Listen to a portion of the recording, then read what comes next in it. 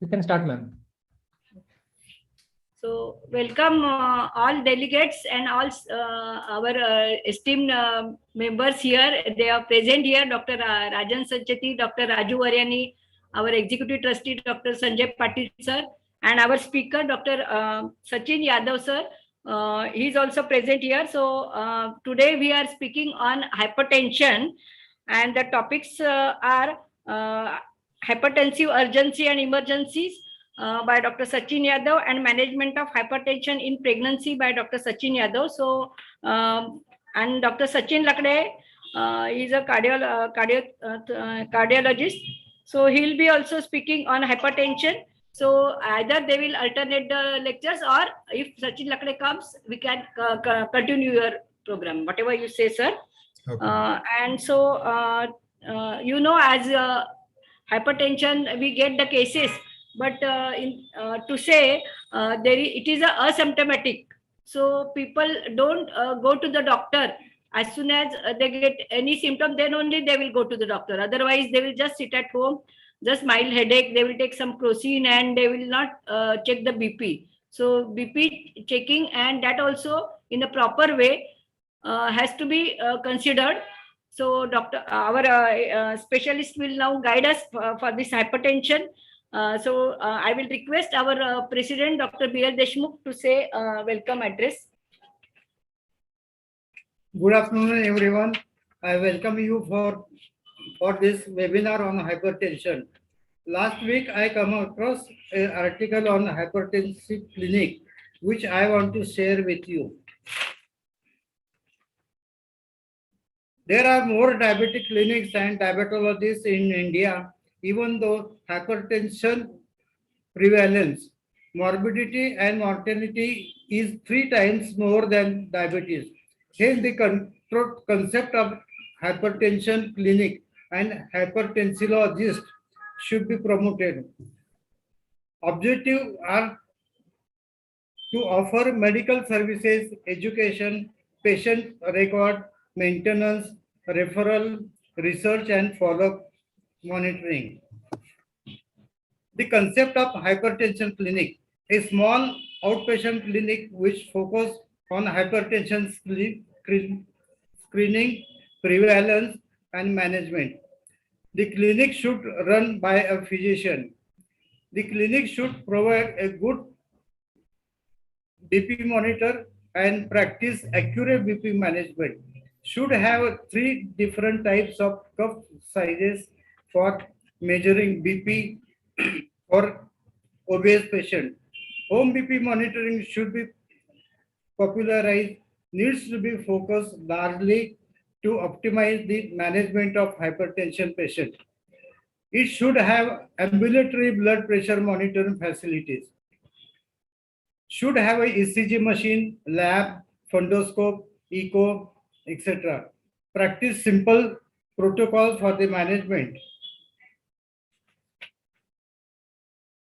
Get a clue for diagnosing secondary hypertension. Significantly improve the hypertension screening and treatment to reduce the burden of complication due to hypertension. The best practice education, it includes accurate BP, blood pressure measurement, hypertension specialty clinic, hypertension center consists of team enriched with the specialists like a cardiologist, nephrologist, neurologist, endocrinologist, experienced healthcare workers, and so on and so forth. 24 hours hypertension emergency services on need basis for the patient can assess the indices of organ damage, the total cardiovascular risk using the echo, fundoscopy,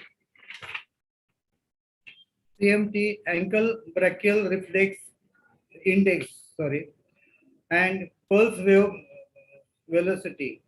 The objective of the hypertension specialty clinic should have a medical service, education, lifestyle modification, and other risk factors.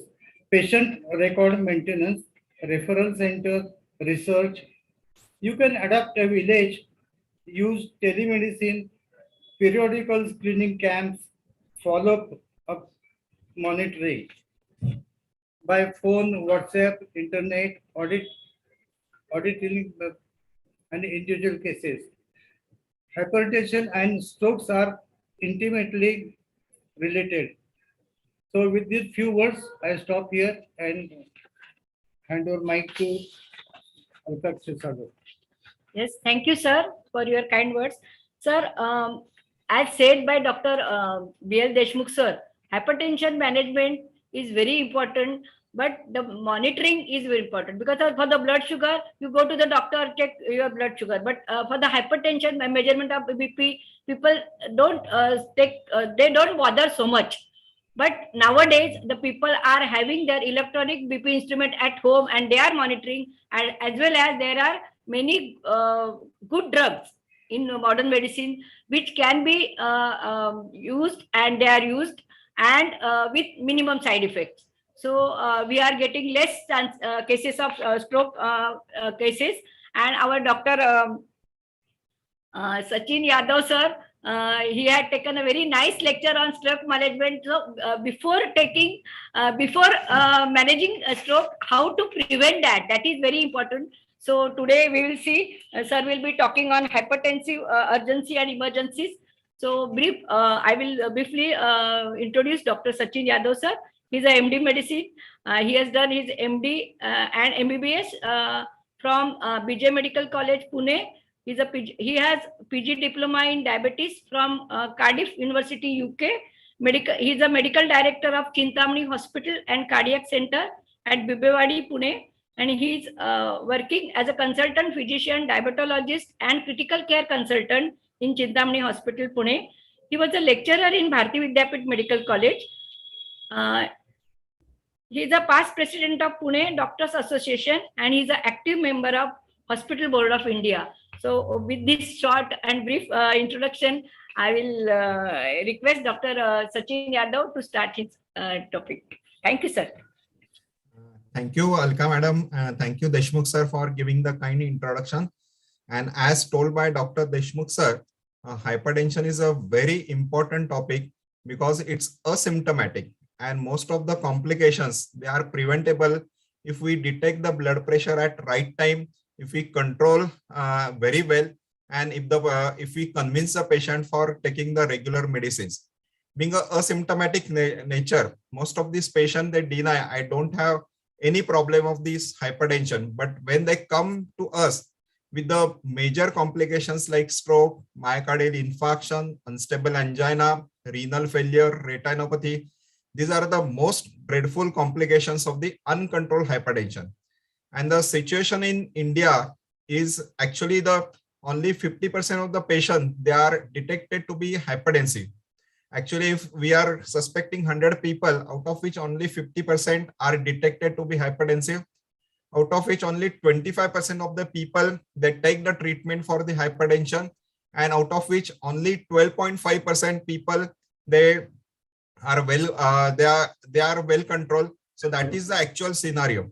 And this scenario is same in the US also. In US also, only 50% of the people, they are having the good control of blood pressure. Similar situation is seen in even in the Australia. There also only 30 to 40% of the people, they are having the well-controlled blood pressure.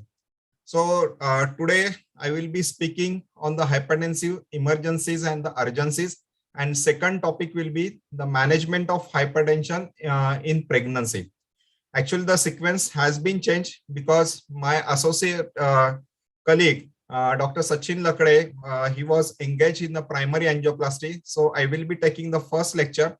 Otherwise, he would have taken the initial diagnosis and the recent guidelines for the management of the hypertension. So I will start with the first lecture.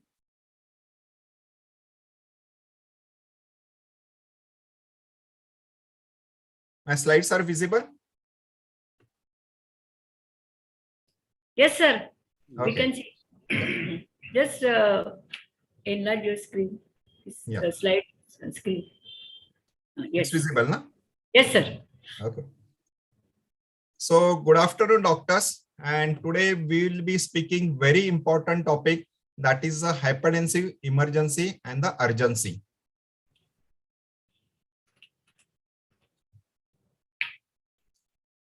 So this is my way of presentation. So we'll be discussing the hypertensive crisis. So what are the types of hypertensive crisis? What is the pathophysiology and what are the causes for these hypertensive emergencies? What are the other differential diagnoses and how do we manage this hypertensive crisis? So this is my flow of presentation. So two important definitions are worth mentioning.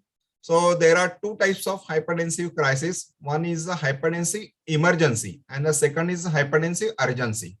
So what is the difference? So in hypertensive emergency, there is the end organ damage associated with the elevated blood pressure. So you can remember E for end organ damage. So if there is end organ damage, that is hypertensive emergency. And here we have to reduce the blood pressure as early as possible. So that is the important message. And second is the hypertensive urgency. So in hypertensive urgency, there is no or very little end organ damage. So we have a window of time. So we can treat the patient over a period of time. We can reduce the blood pressure over 20 to 48 hours. So this is the main difference between the hypertensive emergency and the urgency. E for end organ damage, urgency, we have the window period. So we can reduce the pressure, elevated blood pressure over a period of time. So here we get a elevated systolic as well as the diastolic blood pressure.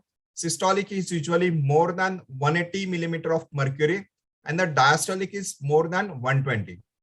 So if the blood pressure is elevated with end organ damage or without end organ damage, that will constitute the hypertensive emergencies or hypertensive crisis. So in hypertensive emergency, you get a target organ damage. The target organs are the brain. Here we can get the hypertensive encephalopathy. We can get the stroke. In eyes, we can get the hypertensive retinopathy. Then blood vessels, we can get a thrombosis of the various arteries. Then heart, the patient can present with the myocardial infarction, acute heart failure, or patient can present with the acute or acute kidney injury or the acute renal failure because of the malignant hypertension. In hypertensive urgencies, there is little or the no evidence of the target organ damage. So these are the basic definitions. So pre-hypertension, where the systolic blood pressure is between 120 to 139 and the diastolic is between 80 to 89. So what is the importance of hypertension, pre-hypertension? It's just like a pre-diabetes, where you can institute the lifestyle modification so that patient can reduce the weight, patient can reduce the stress, then he can have a healthy diet, he can reduce the salt intake, he can reduce the oily food. So there, if the patient institutes the lifestyle modification, then patient can have the normal blood pressure without any medications. If the patient doesn't comply with these lifestyle modifications, then patient will go into the stage of hypertension. So when the blood pressure is more than 140/90, it is called as hypertension. But according to the recent guidelines, that is the American College of Cardiology, when the blood pressure is more than 130/80, that is the hypertension. But according to the European Society of Hypertension, still the this 140/90 figure is still valid. So we have seen this hypertensive emergencies and urgencies. So what are the symptoms of this hypertensive crisis? So if the patient has slightly elevated blood pressure, stage 1 or stage 2, so their patient may not have any symptom. But in hypertensive crisis, most of these patients will come to the doctor with some symptoms. So most common symptom is the headache. The patient can have the occipital headache. Patient can have the throbbing headache because of the subarachnoid hemorrhage. Patient can have even the holocephalic headache. And patient can also come with the lightheadedness, which is not responding to the NSAIDs. Some patients can present with the nausea, vomiting, and that is especially seen in the hypertensive encephalopathy.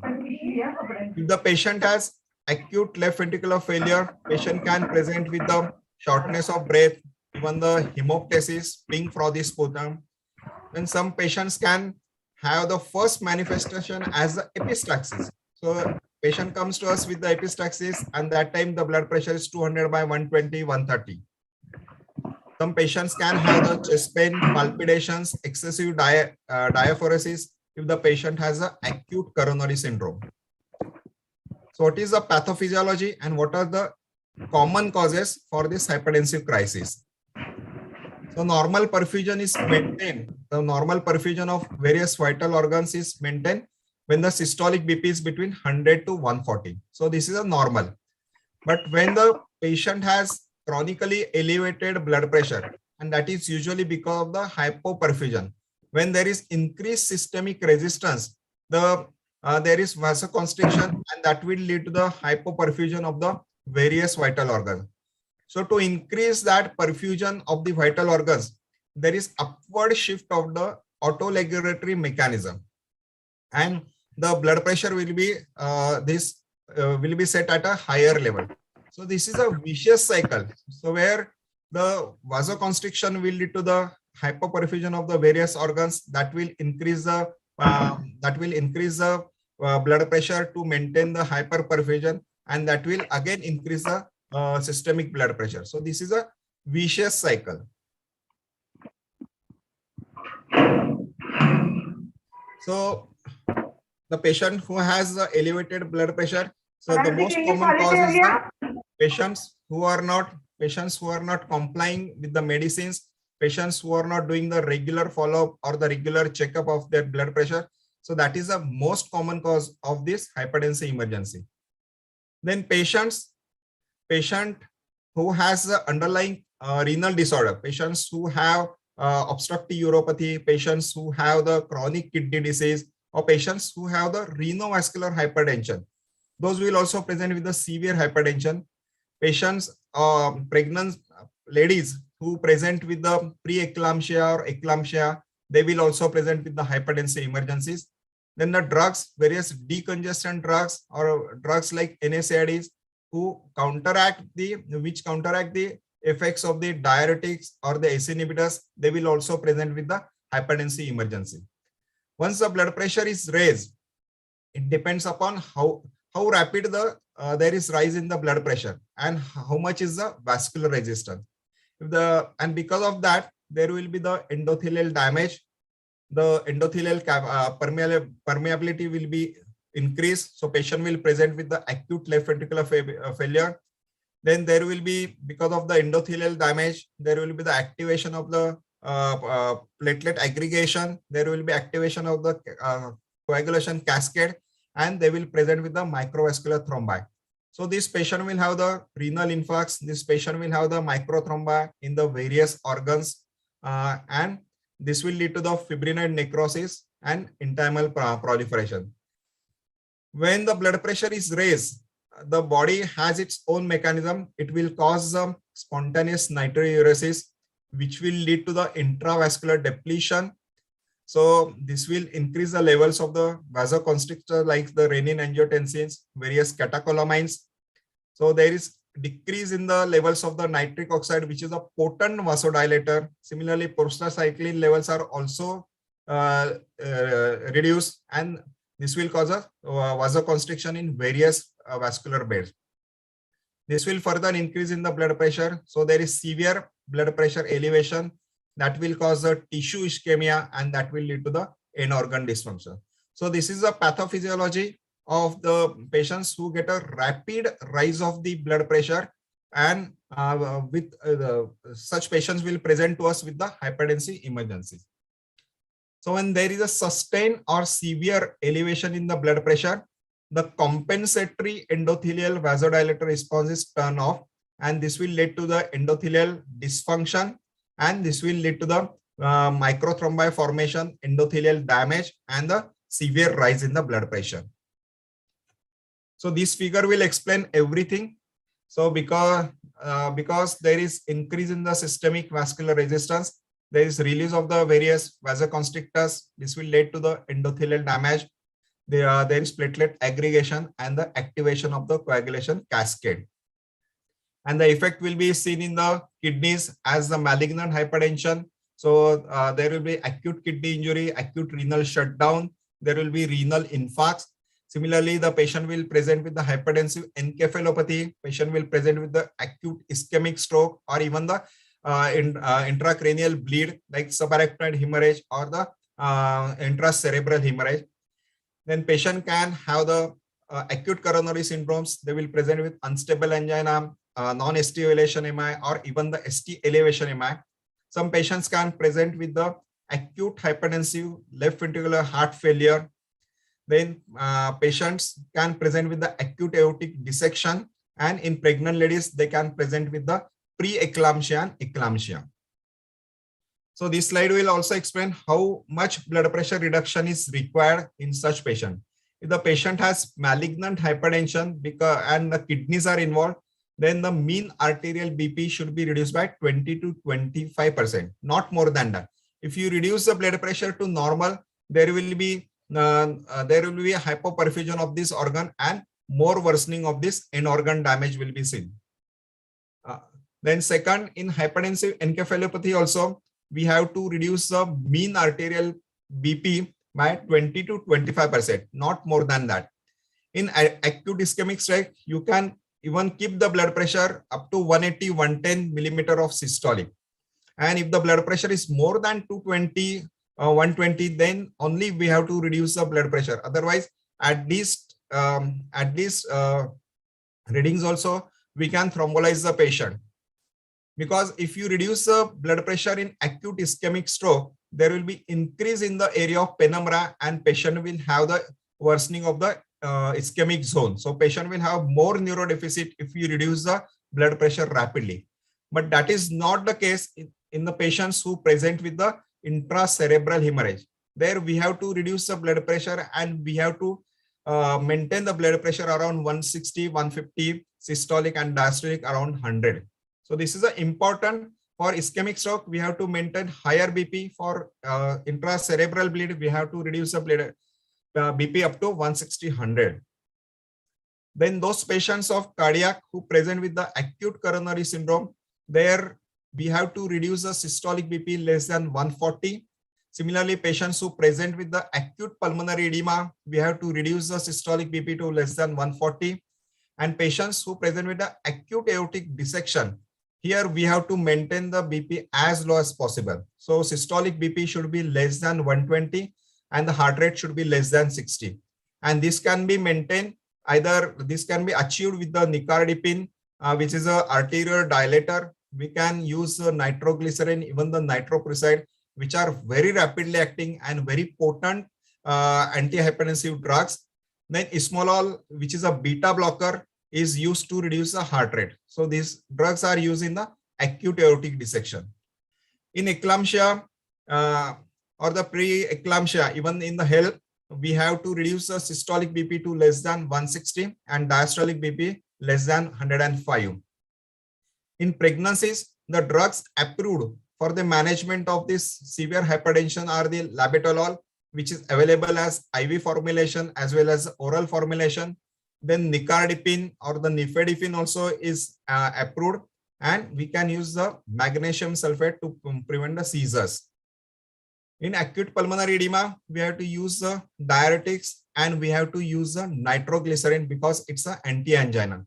In acute coronary syndrome or the patient who had the ischemic event, there we have to use the beta blocker along with the nitroglycerin. In CNS, labetalol is the drug of choice because other drugs like the even sodium nitroprusside or the nitroglycerin, they will increase the intracranial pressure. So here the best drug is either the labetalol or the nicardipine. Then for the renal failure, we have to avoid the SE inhibitors. Here also labetalol or nicardipine, these are the preferred drugs for the management of the hypertension. So this slide will explain everything. What is the pathophysiology, how much blood pressure is to be reduced in various conditions, and what are the drugs available for the management of this severe hypertension. So what types of end organ damage they are seen with the hypertensive emergencies? So cerebral infarction, that is ischemic stroke, is seen in almost 24% of the people. Intracerebral bleed or the subarachnoid bleed is seen in 5% of the people. Hypertensive encephalopathy is seen in 16% of the people. Acute pulmonary edema is seen in 22% of the people. Then myocardial infarction or the acute coronary syndrome is seen in 12% of the people. And the incidence of the aortic dissection and eclampsia are very low. They are around 2%. So what are the causes for this hypertensive emergencies? So the most common cause is actually the uncontrolled essential hypertension. Those patients who are not compliant, those patients who are not following the lifestyle modification, who are not following with the doctor, not checking the regular blood pressure. So this is the most common cause for the hypertensive emergency or the urgency. Then the other causes are the renal parenchymal diseases, chronic glomerulonephritis, pyelonephritis, SLE, then various vasculitis like the microscopic polyarteritis nodosa, vaginous granulomatosis, then renovascular hypertension, then patients who has the renal artery stenosis commonly seen in the elderly, fibromuscular dysplasia commonly seen in the young hypertensive patients, then atherosclerotic renovascular disease. So these are the other causes of the hypertensive emergencies. But the most common cause is the uncontrolled essential hypertension. Then the various drugs also can be the cause for this hypertensive emergency. Like the patient is already on the clonidine, especially the patients of renal failure, CKD patients, they are on the clonidine. Then pregnant ladies, they are usually on this alpha methyl dopa. If these drugs are removed abruptly, they can also cause the hypertensive emergencies. So we have to taper off the doses of these drugs.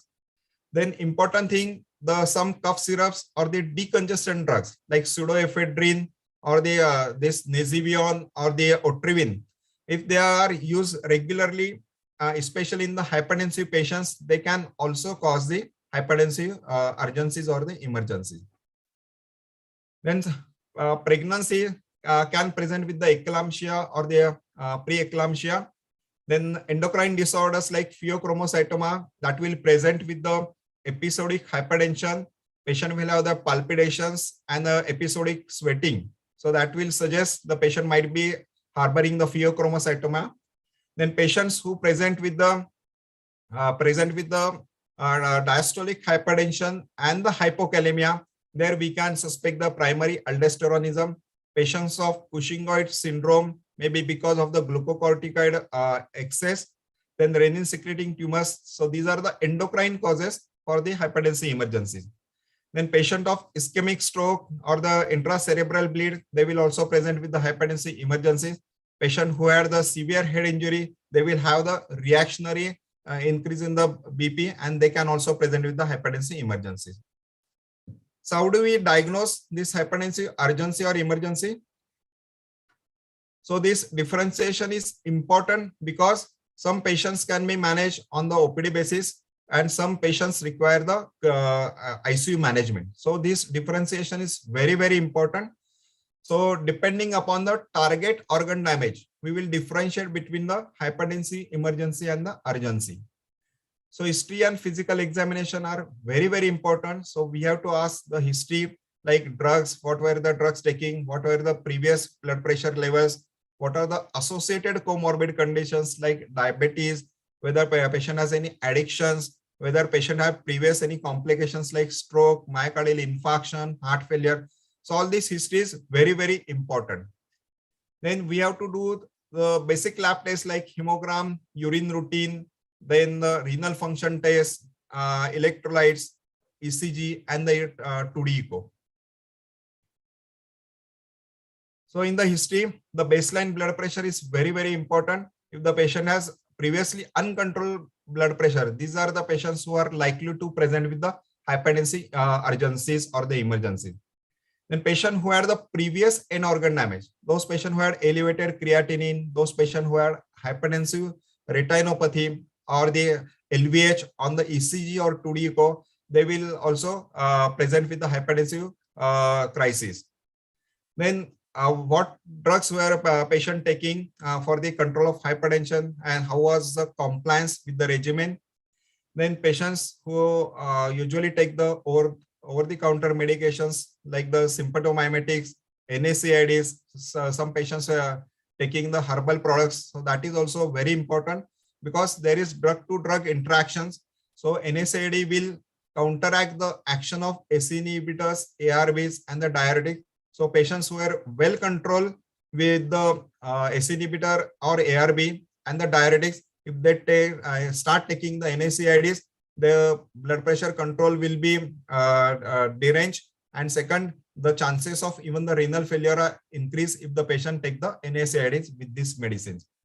And patients who are drug addict, taking the cocaine, amphetamines, or ephedra, they can also present with the withdrawal symptoms and present with the hypertensive crisis.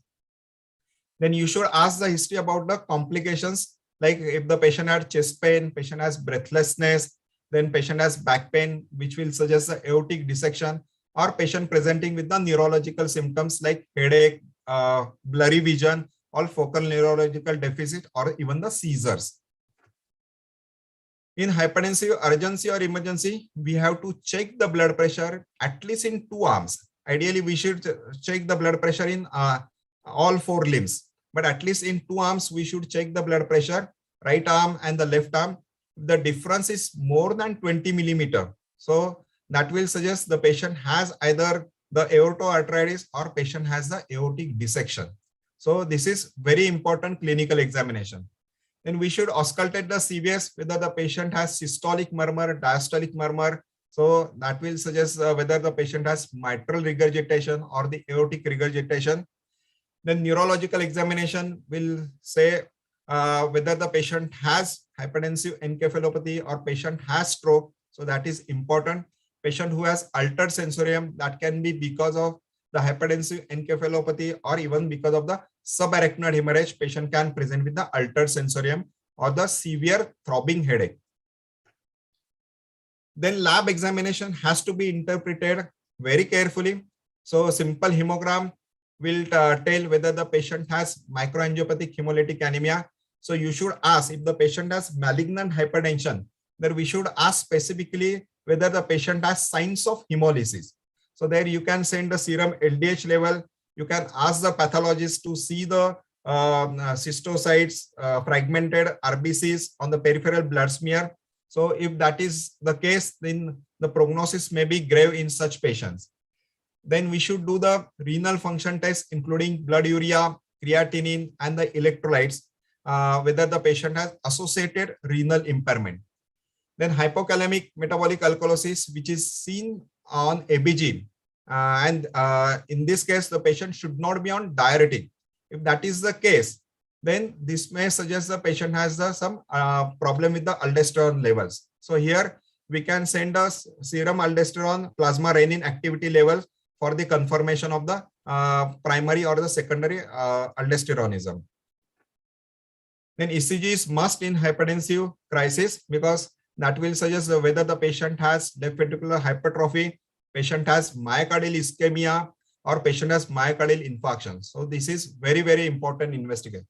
Associated with ECG, we have to do that 2D echo to know the ejection fraction, whether the patient has hypertrophy of this interventricular septum, posterior wall, or concentric LVH, or the apical hypertrophy. That we can see on the 2D echo.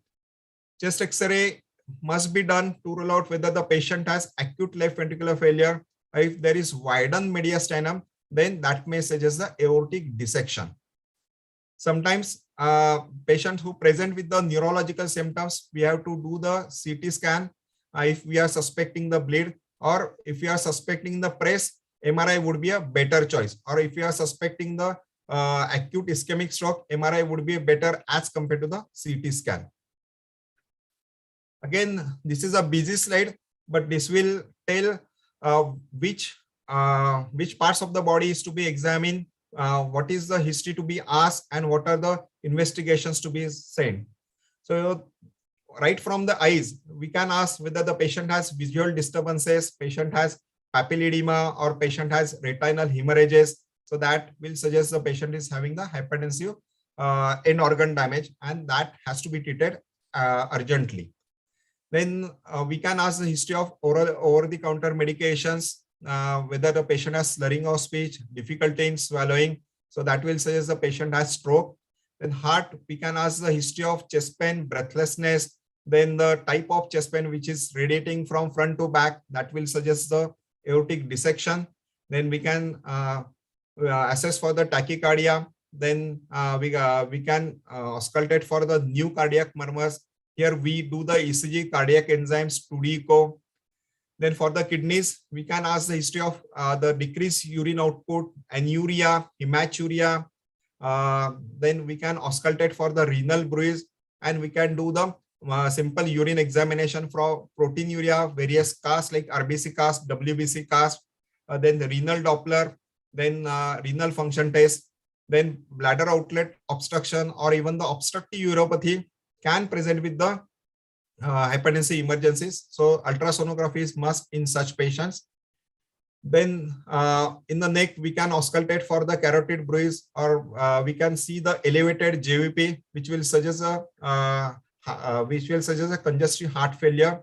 Then in aorta, if the patient is having the tearing type of chest pain, starting from the precordium going to the back, that will suggest the aortic dissection, and there will be difference in the both upper limb BP more than 20 millimeter of mercury.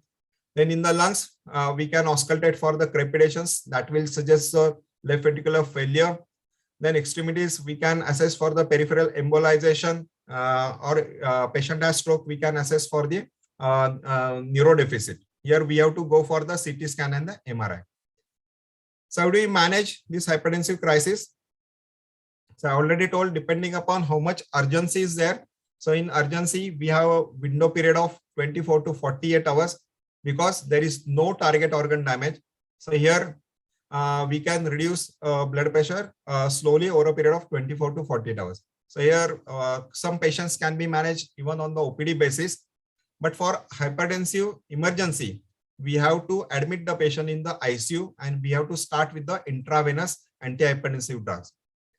So for hypertensive crisis, the first drug we can use is the loop diuretics, the Lasix or the furosemide is used.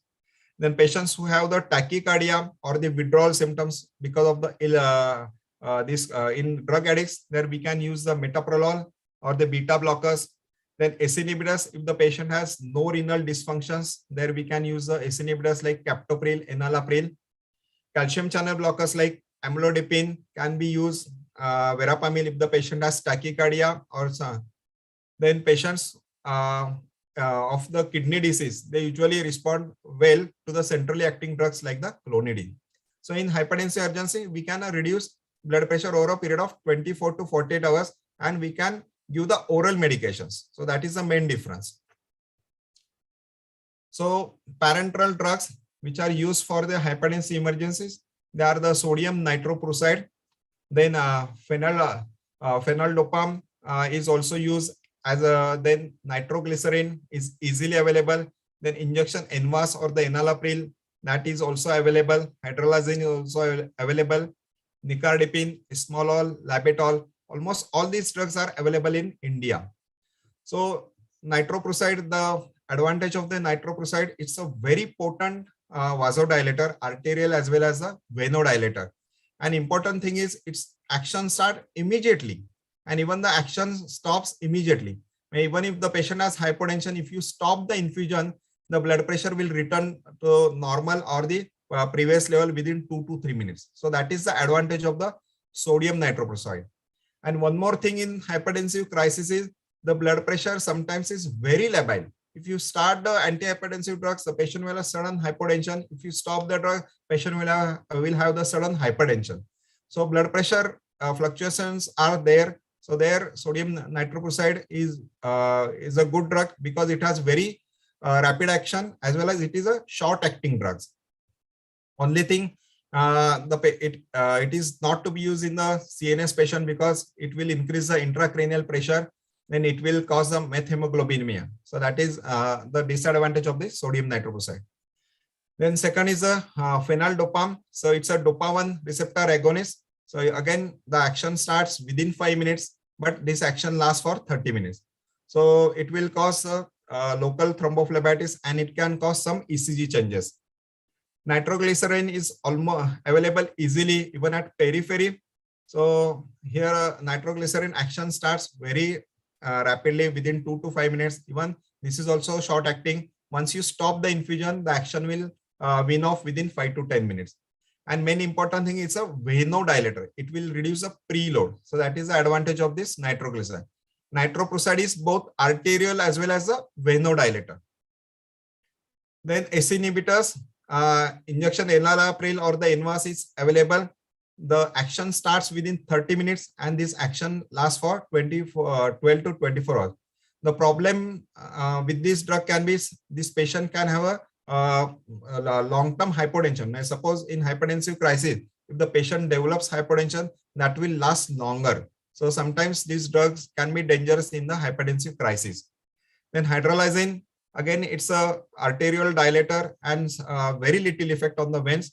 It is also available as oral drug as well as the IV drug. So action starts within 10 to 20 minutes and this lasts for 1 to 4 hours. Nicardipine is a calcium channel blocker. The action starts rapidly. Again, this action lasts for 15 to 20 minutes. Ismolol is a drug which is a beta blocker and that is usually preferred in the patients who have the tachycardia, those patients who have the acute coronary syndrome or those patients who have the aortic dissection. Here, this ismolol or the beta blocker is used because we have to reduce the heart rate. Then labetalol is easily available. So labetalol is given as the IV bolus initially followed by the infusion. The action starts in 5 to 10 minutes and action lasts for 3 to 6 hours. And this drug is used in pregnancy-induced hypertension, eclampsia. Then it is used even for the stroke patients. The only problem, because it's a beta blocking agent, it can cause a bronchoconstriction or even it can cause a heart block. So these contraindications we have to remember while using the intravenous drugs. So which drugs are used in various conditions? So in hypertensive encephalopathy, labetalol is a drug of choice, or even the nicardipine can be used. Then even the ischemic stroke or the hemorrhagic stroke, we can use the labetalol or even the NVAS is used. Nitroprusside, I would not prefer. NTG is absolutely contraindicated because it will increase the intracranial pressure. In acute kidney injury, nicardipine is a drug of choice. Second is the phenyldopa is the second line of drug. For aortic dissection, we have to reduce the blood pressure as well as we have to reduce the heart rate. So nitroprusside with beta blocker, this is the best combination for aortic dissection. If that is not available, then labetalol is a drug of choice. For pulmonary edema, we have to reduce the preload as well as the afterload. So here nitroglycerin along with ACE inhibitor, they are preferred. Patient has acute coronary syndrome. So there we have to improve the coronary circulation. So nitroglycerin is the preferred drug. And if tachycardia is a beta blocker has to be used. Only thing, if the patient is in failure, we have to avoid the beta blocker in such patients because that can worsen the heart failure in acute condition. But beta blockers can be preferred in the chronic heart failure. In patients who have the pheochromocytoma, there this phentolamine with beta blockers, they are used. For the cocaine withdrawal, beta blockers, they are preferred. And eclampsia, 3 drugs are used. One is the labetalol, second is the nicardipine or the nifedipine, and third is the methyl-dopa and the magnesium sulfate. So patients who have the CNS complications like hypertensive encephalopathy, then cardiovascular accident or the intracranial hemorrhage, most important thing is do not achieve the normal blood pressure. So that is important because you will do more harm if you reduce the blood pressure to normal. So blood pressure reduction should be 20%, not more than that for the initial 24 hours. So nicardipine is a drug of choice or even the labetalol is a drug of choice. because the cerebral autoregulation is disrupted. So we have to maintain the higher blood pressure, especially in the ischemic stroke. Okay, so 180, 110 is the targeted BP in the ischemic stroke. Then patient who present with the acute heart failure or the pulmonary edema, so there we have to target the BP of less than 140 systolic. So we can use the diuretics, we can use the ACE inhibitors, we can use the nitroglycerin if the patient has an acute coronary syndrome. So patients of myocardial infarction who present with the hypertensive emergency, so there we have to reduce the blood pressure as well as we have to reduce the heart rate. So IV beta blocker like metoprolol or esmolol can be used, and that can be combined with the nitroglycerin. So it will also relieve the angina. Only thing we have to be cautious while using the beta blocker if the patient has a acute left ventricular failure, because that will worsen the acute left ventricular failure. Beta blockers are important in myocardial infarction, especially in the anterior myocardial infarction.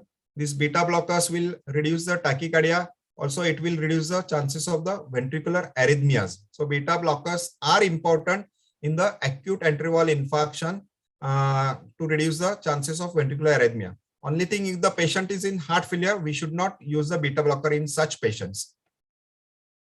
Then for aortic dissection, we have to reduce the BP as well as tachycardia. So IV labetalol can be used, or second would be the esmolol along with the nitroprusside. So once the crisis is over, then how to target the blood pressure, how to treat the blood pressure. So patient has come out of that hypertensive crisis, and now he is coming for the follow-up. So such patient, if come to our OPD, then BP of 140 to 159 and diastolic of 90 to 99, we can observe such patients, or we can continue with the previous medications. If the BP is 160 to 180, diastolic of 100 to 110, then we have to confirm and treat within 1 month. Then patients who has BP more than 180 and diastolic more than 120, there we have to start the treatment immediately.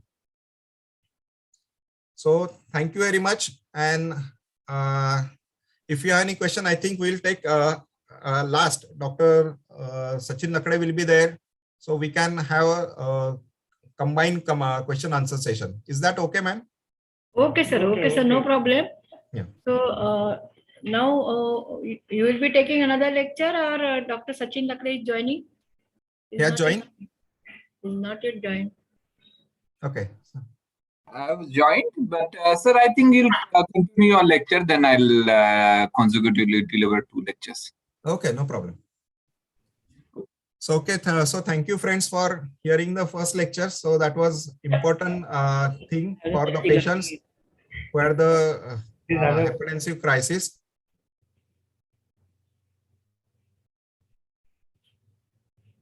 So I will start with the second lecture, that is the management of hypertension in pregnancy.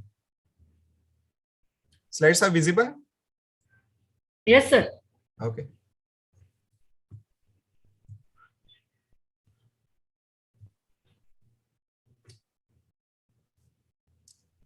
So this is again an important topic, especially for the gynecologists or the hospital owners.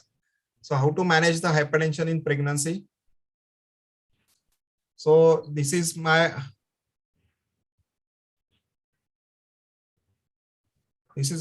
way of presentation. So how do we define the hypertension in pregnancy?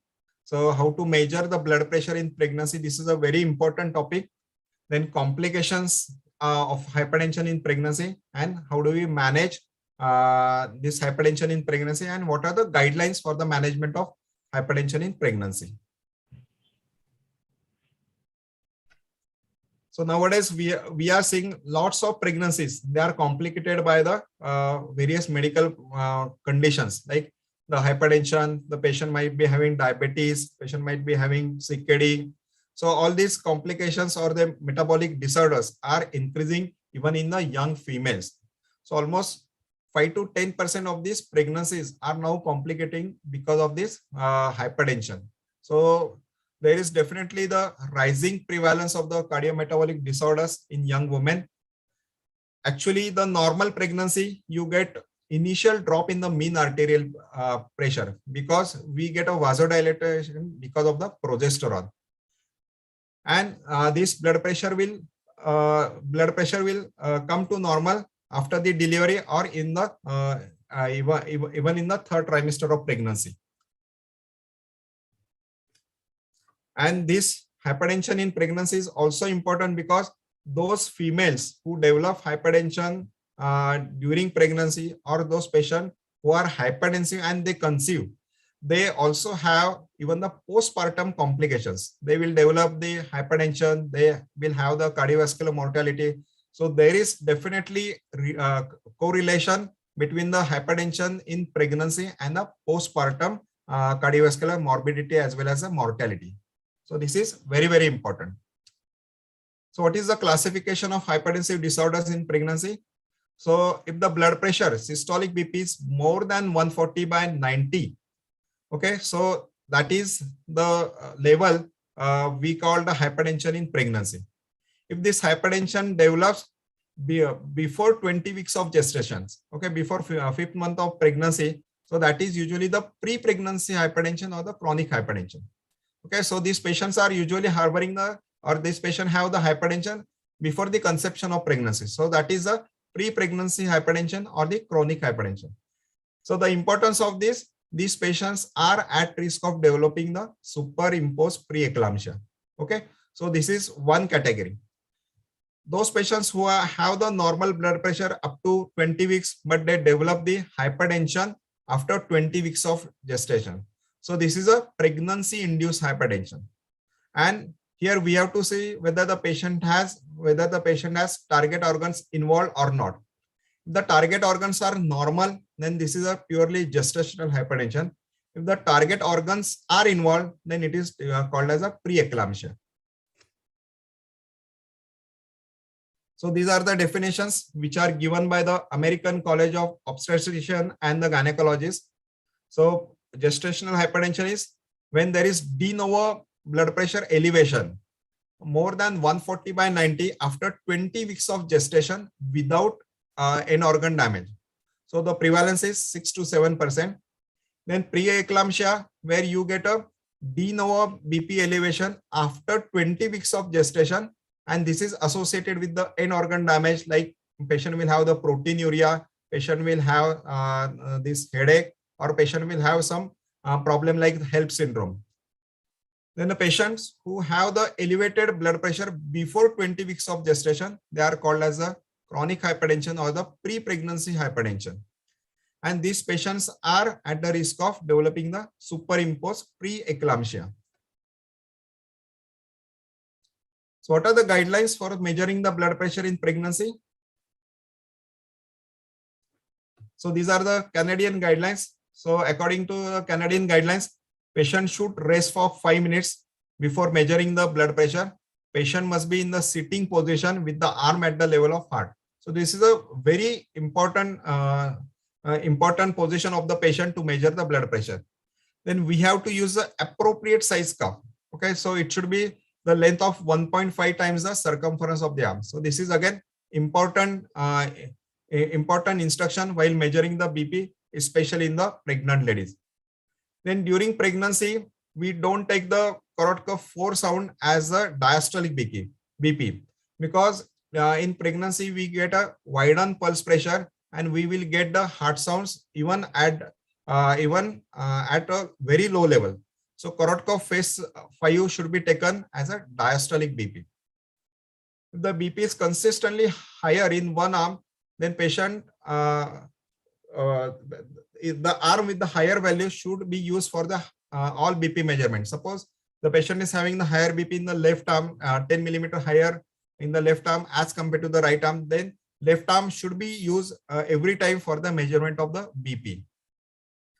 Then actually mercury manometer is a most correct way of measuring, but it is not available because of the mercury toxicity concerns. So we can use automated BP devices which are validated. So correct BP machine should be used for measuring the blood pressure in the pregnancy. And according to the American College of Obstetrician and the Gynecologist, the patient should rest for 10 minutes and patient should abstain from caffeine or the tobacco at least for 30 minutes before measuring the BP. Then BP should be taken in the upright position or the sitting position or the left lateral position, because if the patient lies supine because of the pressure of this gravid uterus, the patient can have the elevated blood pressure. So again, the arm should be at the level of the heart. Then diastolic BP, again, the correct of phase 5 sound should be taken as the diastolic BP. Use appropriate size cuff and validated electronic machines should be used.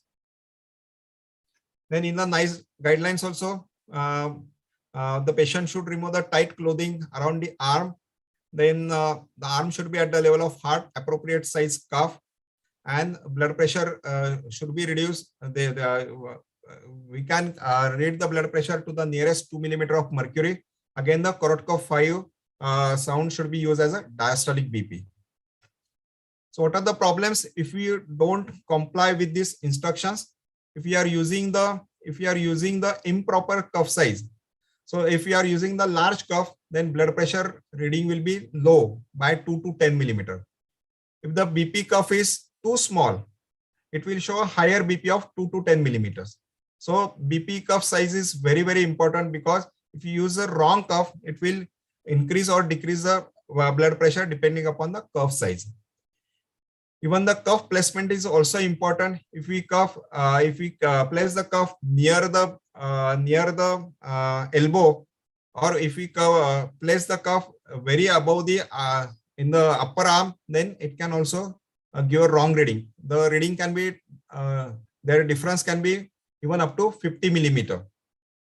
Then if the patient is talking during taking the BP measurement, that will also increase the BP by 10 millimeter. Even if the patient is having the cross leg, that will also increase the BP by 10 millimeter. If the back is not supported, if the arm is not supported, if the arm is hanging, that will also increase the blood pressure. So position of the arm, position of the cuff, then size of the cuff, they are very, very important while taking the blood pressure measurement. Even the full urinary bladder, that will also cause a sympathetic activation, and that will also increase the BP by 10 millimeter. So all these instructions are to be remembered while taking the BP in any patient. It may be in the pregnant ladies, even in the normal population also, we should follow all these instructions. So these are the correct positions. So legs should be uncrossed. They should be supported on the floor. Arm should be supported at the level of the heart. Back should be supported, because if these are not followed, you will get a wrong BP readings. So what are the complications of this hypertension in pregnancy? So because of this angiogenic factor imbalance and the epigenetic alterations, there is a decrease in the placental blood flow in the patients of pregnancy who are having the hypertension. So there will be the activation of the neurohormonal system. So RAS activation will be there. So that will lead to the endocrine and metabolic reprogramming. That will lead to the kidney dysfunction, even the impaired cerebral angiogenesis seen in the fetus. Similarly, because of the decreased placental flow, there will be hypoxia, there will be decreased perfusion, inflammation, reactive oxygen species formation, and that will lead to the cardiac as well as functional alterations. Also, there will be some problem with the immune system that can lead to the bowel injury and can lead to the sepsis in the fetus. So this hypertension in pregnancy is also important for the postpartum complications also. So those patients who are obese, pregnant ladies who have the diabetes or the hypertension, they have various complications like cardiovascular diseases. Then they will have the persistence of hypertension in the postpartum period. They will have the stroke, heart failure, even the mortality is also increased in such patients. So if you see, the patients who have the gestational hypertension or those patients who develop the preeclampsia during pregnancy, they will have the cardiovascular disease in the postpartum period. They will have the persistence of hypertension even in the postpartum period. Similarly, the incidence of stroke, coronary artery disease, the heart failure, they are also increased even after the 10 years of the postpartum. So this is very, very important. So preeclampsia or the pre-pregnancy hypertension increases the risk of preeclampsia.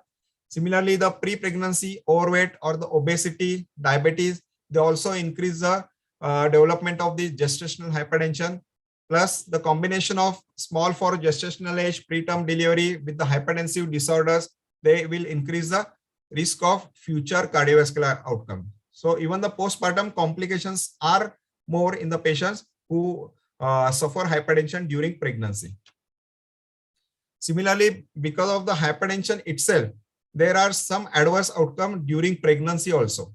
So patient will have CNS problems, like some patients will develop eclampsia, seizures, then praise. Some patients will have the cortical blindness, even the retinal detachment. Some patients will develop stroke, transient ischemic attack, or reversible ischemic neurodeficit. And some patients will develop cardiac complications, like they will have acute coronary syndrome. Some patients will present with the acute left ventricular failure. Then some patients will develop the hematological problems, like there will be low platelet, elevated INR. Some patients will go into the DIC. Then renal complications, some patients may have the acute renal failure, acute kidney injury. They will present with the raised renal markers like creatinine, uric acid, and some patients even require the dialysis. So all these complications are seen in the patients who have the severe hypertension during pregnancy. Some patients will have even the hepatic dysfunction. There will be elevated liver enzymes, bilirubin, derangement of the PTINR. Some patients may even have the hepatic hematoma or the hepatic rupture because of the this eclampsia or the preeclampsia. Then fetoplacental, the patient will have the this fetus will have the abnormal fetal heart sounds. There will be IUGR, oligohydramnios, and there will be abruptio, and even the chances of stillbirth are more if the patient is having preeclampsia or eclampsia. So this slide will show how the hypertensive disorders in pregnancy, they are associated with the cardiovascular diseases. So as the age increases, even after the postpartum or even after the menopause, the chances of this coronary artery disease, then heart failure, aortic stenosis, mitral regurgitation, they are increased in the patients who had hypertension during pregnancy. So how do we manage such patients? So pregnant ladies who have the non-severe hypertension, there we can use the oral drugs. The drugs which are approved for the hypertension management during pregnancy are the labetalol, second is the nifedipine, and third is the methyldopa. Very rarely we require the hydrochlorothiazide or the hydralazine. So labetalol can be started with the 50 to 100 milligram twice daily, and we can go maximum up to 2400 milligram. So this patient, this labetalol is contraindicated in patients who have the asthma because it will precipitate the bronchospasm. Then extended release nifedipine should be used instead of the sustained immediate release nifedipine. We have to use either XL or the SR release preparations of the nifedipine. So we can start with the 10 to 20 milligram of the nifedipine twice or thrice daily, and we can go up to the maximum of 120 milligram. Then methyldopa is again a preferred drug in the management of the pregnancy-induced hypertension. We can start with the 250 milligram twice daily. We can go TDS QID, and maximum dose is 3000 milligram per day. The only problem with methyldopa, it is a sedative.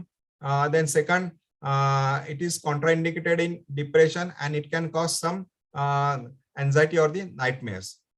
Hydrochlorothiazide and hydralazine, they are not preferred in pregnancy, but if the patient is not responding to these drugs, then we have to use some diuretic.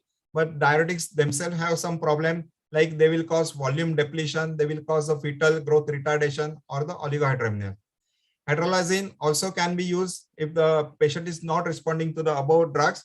But only thing, the hydralazine will cause a tachycardia, flushing, and it can even cause the inhibition of the labor if the patient is also receiving the magnesium sulfate. Then patients who require the intravenous therapy, those patients who have the pre-eclampsia or the eclampsia, there we have to use the intravenous preparations. So labetalol is the preferred drug. So we can start with the 5 to 20 milligram of the bolus labetalol, and later on we can continue with the infusion.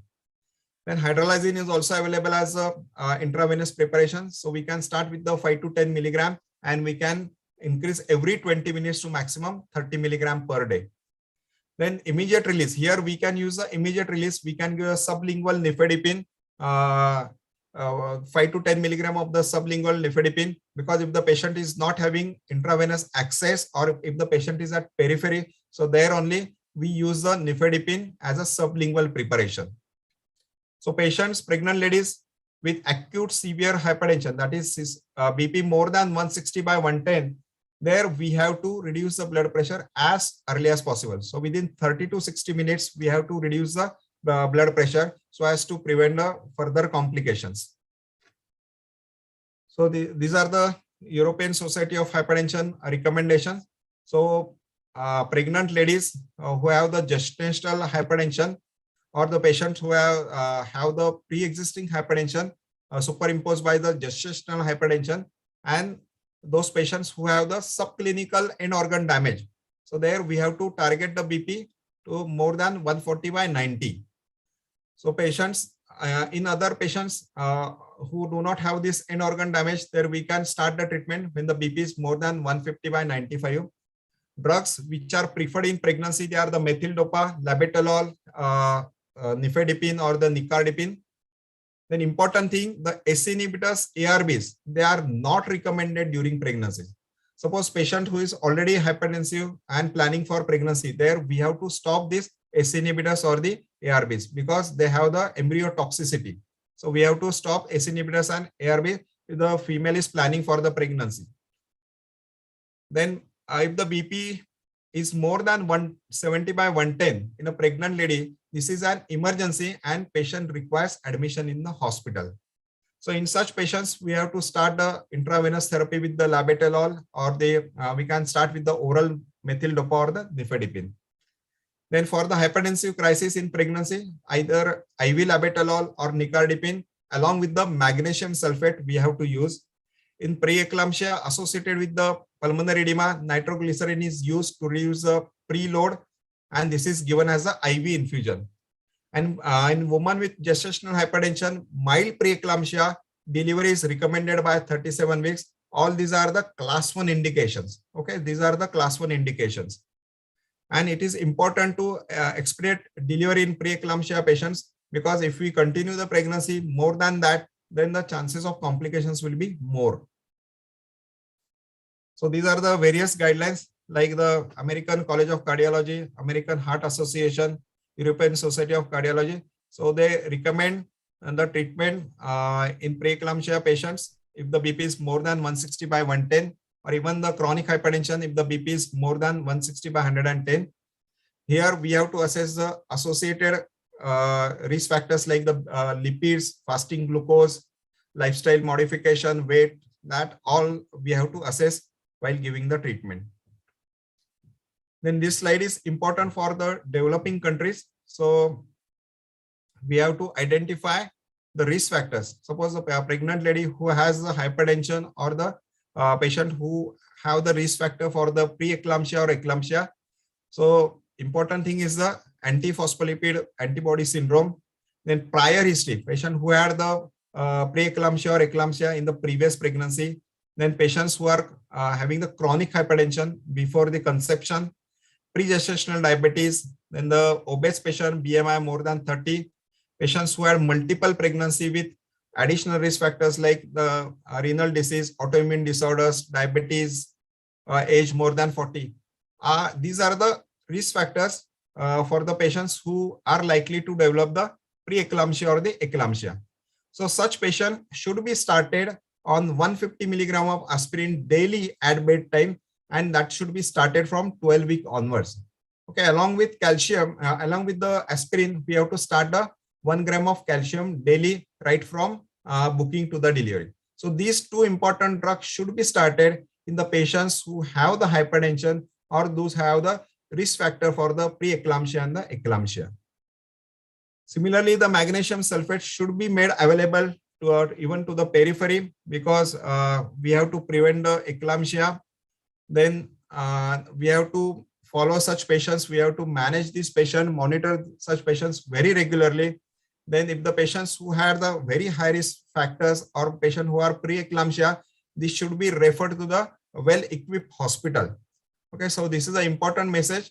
Second, those patients who are not responding to the 2 or 3 drugs, so that is a drug-resistant hypertension, these patients should be referred to the specialist or the tertiary care center. Then patients who have the early onset preeclampsia or eclampsia, they should be referred to the tertiary care center. So these are the guidelines for the IMPM guidelines for the patients who are likely to develop the eclampsia or the preeclampsia. So we have to identify the high risk factors or the high risk pregnancies. Such patients should receive the aspirin and the calcium supplementation. This patient should be referred to the tertiary care at proper time or before the development of the eclampsia. Magnesium sulfate should be made available for the pre-eclamptic patient as well as the eclampsia. Then the what are the specific barriers for implementation of these guidelines should be identified and corrected them. So coming to the summary, how to manage the hypertension during pregnancy. So good blood pressure measurement technique is very important for the accurate diagnosis of the hypertensive disorders in pregnancy. Then the drugs which are used for the treatment, they are the labetalol, nifedipine, and the methyldopa. They are the first line drugs for the management of hypertension in pregnancy. Even the postpartum hypertension is a leading cause, and that will lead to the many cardiovascular mortality in the postpartum woman. And the accurate reproductive history is very important in the woman's medical record, and that should be inquired to appropriately stratify the woman for the cardiovascular diseases. So thank you very much, and we will take the question answer session after the lectures of the Dr. Sachin Lakde. Okay, thank you, sir. Thank you for your excellent lecture with all charts and detailed study and choice of drug and its dosage, everything you have mentioned very nicely. So we'll be taking question answers afterwards. Thank you, ma'am. So welcome, Dr. Sachin Lakde, sir. Thank you. Thank you. I'll start my. Yes, sir. One minute. Dr. Sachin Yadav, sir, आहेत का अजून? Dr. Sachin Yadav, sir. He'll be waiting. Sir, this is a bouquet for you. Bouquet for you.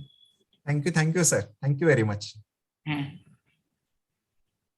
this is IMA Pune for you. Virtual. Thank you, sir. Thank you, sir. Thank you, sir.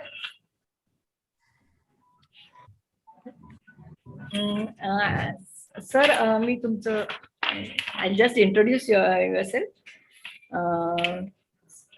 Dr. Sachin Lakde, he'll be talking on diagnosis and latest guidelines for management of hypertension and evaluation and management of secondary hypertension and registered hypertension. Dr. Sachin Lakde is a renowned interventional cardiologist in Pune and Maharashtra. He is a panel consultant in Ruby Hall Clinic, Pune Hospital, all Sahyadri hospitals, Indamdar Hospital, practically all hospitals. His interest remains in primary angioplasty, PAMI, complex coronary angioplasty. His special interest remains in preventive cardiology with motto of prevention is better than cure. He has more than 15 publications in national and international journals. He has been invited as chairperson and speaker in many national conferences. He has a private clinic at Mitra Mandal Chowk, Swargate, by name of Hriday Sparsh Heart Care Clinic, where he is available daily from 4 to 8 in the evening. In addition to Swargate Clinic, Hriday Sparsh Heart Care Clinic has 3 units in Pune city at Hadapsar, Vishrantwadi and Kharadi, seen by his colleague cardiologist Dr. Krishna Kumar Dhoot and Dr. Akash Modgi. is a director and owner of cardiac cath lab and cardiac ICU unit at Sangli. Dr. Lakde is also been involved in the field of research in the form of clinical trials related to drugs, stents, and devices in cardiology. He also interested in academic and teaching, for which he is associate professor in Department of Cardiology at Bharati Vidyapeeth Medical College, Katras, Pune. He is also a postgraduate teacher and guide for DM and DNB cardiology students. So this is his short introduction. So over to Dr. Sachin Lakde, sir. Sir, I'll request you to start your lecture. Thank you. Thank you, madam. Thank you for that brief introduction and kind introduction. And even thanks, Dr. Yadav, sir, being a sequence of lectures he has taken over prior to me. Because of my some emergency and phones for emergency. And the two important topic, few of the things have been covered by Dr. Yadav, sir, regarding the hypertension measurements. I'll be talking about two important topics which are day-to-day very important for all of us. That's the diagnosis and recent guidelines for management of hypertension. And second is the resistant and secondary hypertension management. So I start first with diagnosis and recent guidelines in management of hypertension.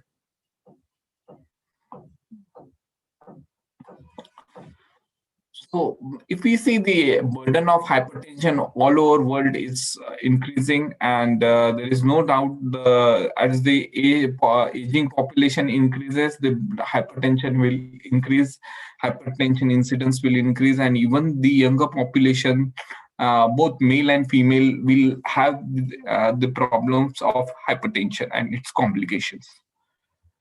It's as all we know, it's a silent killer. Almost 1.1 billion people have the hypertension all over the world, and out of 1 in 5 is uncontrolled hypertension all over the world. It's underdiagnosed because there are no symptoms, unless until the person checks his blood pressure, there is no symptom warning signs for the hypertension unless until it's very high, or where the patient can have some mild symptoms like headache and giddiness.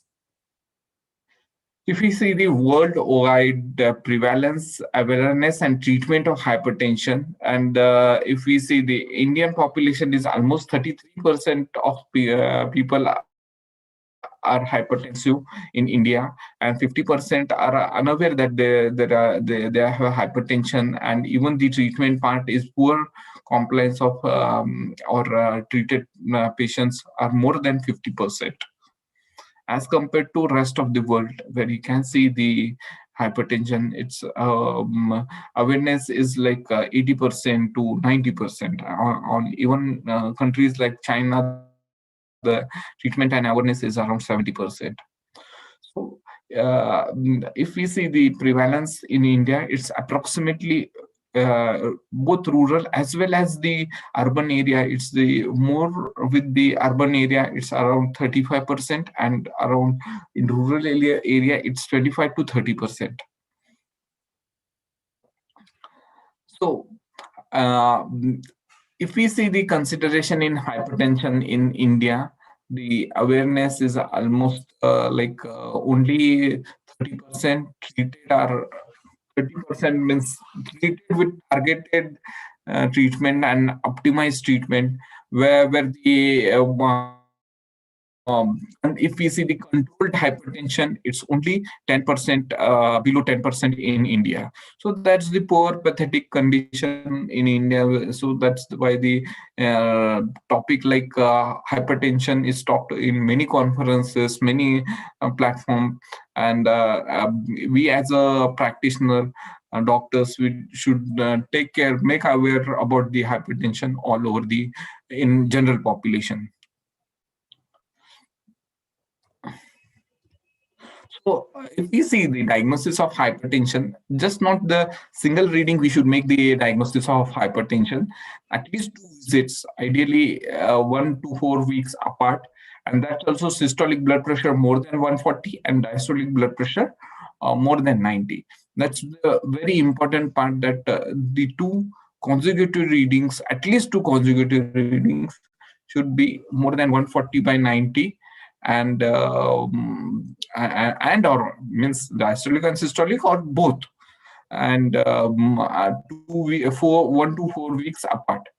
Exceptional to this is the if the systolic blood pressure is more than 160 and diastolic is more than 100, and this should be and this should be treated and start immediately. Treatment should be start immediately. So various devices available for the hypertension, we have to choose it properly and get the machine calibrated. I'll come to that afterwards. So once the hypertension is detected, confirmed, it has to be a prolonged treatment. We have to explain the patient. Many of the things are that the patient takes the treatment for few months or few weeks, and when the blood pressure is controlled, he stops his medication. Then after 1 year, 2 years, or after a few years, he comes again with that. This is a very common situation in India, that they don't understand the patient don't understand the treatment has to be prolonged treatment. So a few of the challenges in diagnosis of the hypertension are at three sources. We can see observational bias, faulty equipment, failure to standardize the technique of the measurement. Just before we these are the few things which have to be taken care as a doctor, as a family physician, as a physician. We have to take care of all these three errors which are very common in during the diagnosis of hypertension. Observer bias, that we have a habit of raising the blood pressure above the pulse palpation. We do it very fastly. Slower lowing has to be there, 2 millimeters mercury every second. Normally we have a habit to deflate the cuff very fast. And second is the rise of pressure above the, at least it has to be the palpatory method of hypertension. Many of us don't do directly, we go for the oscillatory method, and we might miss the silent gap, and the faulty reading of the hypertension or blood pressure readings might be there. And we once we check rechecking of the blood pressure, the digital mercury has to reach the zero, and which is not done. We keep the partially inflated bladder to 20-30 millimeters of mercury, and that will give the false reading. So that's very important. When we check one's blood pressure second time, there has to be rounding of the zero, or otherwise it will give the false reading. Equipment, this is another very common. We use the blood pressure machines for a long time, many years, and we don't calibrate, or we don't check whether the calibration and the blood pressure reading is properly or not. And that's one of the very common practices, that we don't follow the calibration of our blood pressure equipments. Then is the failure to standardize the technique of measurement. This is another important part, and we have to the few things have been covered by Yadav sir, like the arm has to be supported. If we keep the patient's arm as hanging, then it will give the blood pressure, systolic and diastolic, at least by 10 millimeters of mercury, it will rise.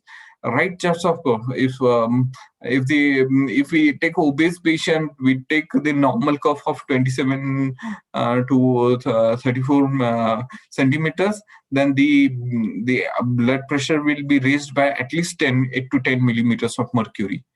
Another important what Yadu sir told about in the pregnancy and hypertension regarding the resting of the patient. Patient has to be rested. He has to be seated rather than sleeping, and it has to be patient has to be support. Back has to be supported. It should not be done which is the common mistake when the patient comes to our clinic. We our nursing staff or assistant or we ourselves check the blood pressure immediately. The patient has to made sitting for at least 5 minutes. He should not have tea coffee prior to the when he's checking his blood pressure.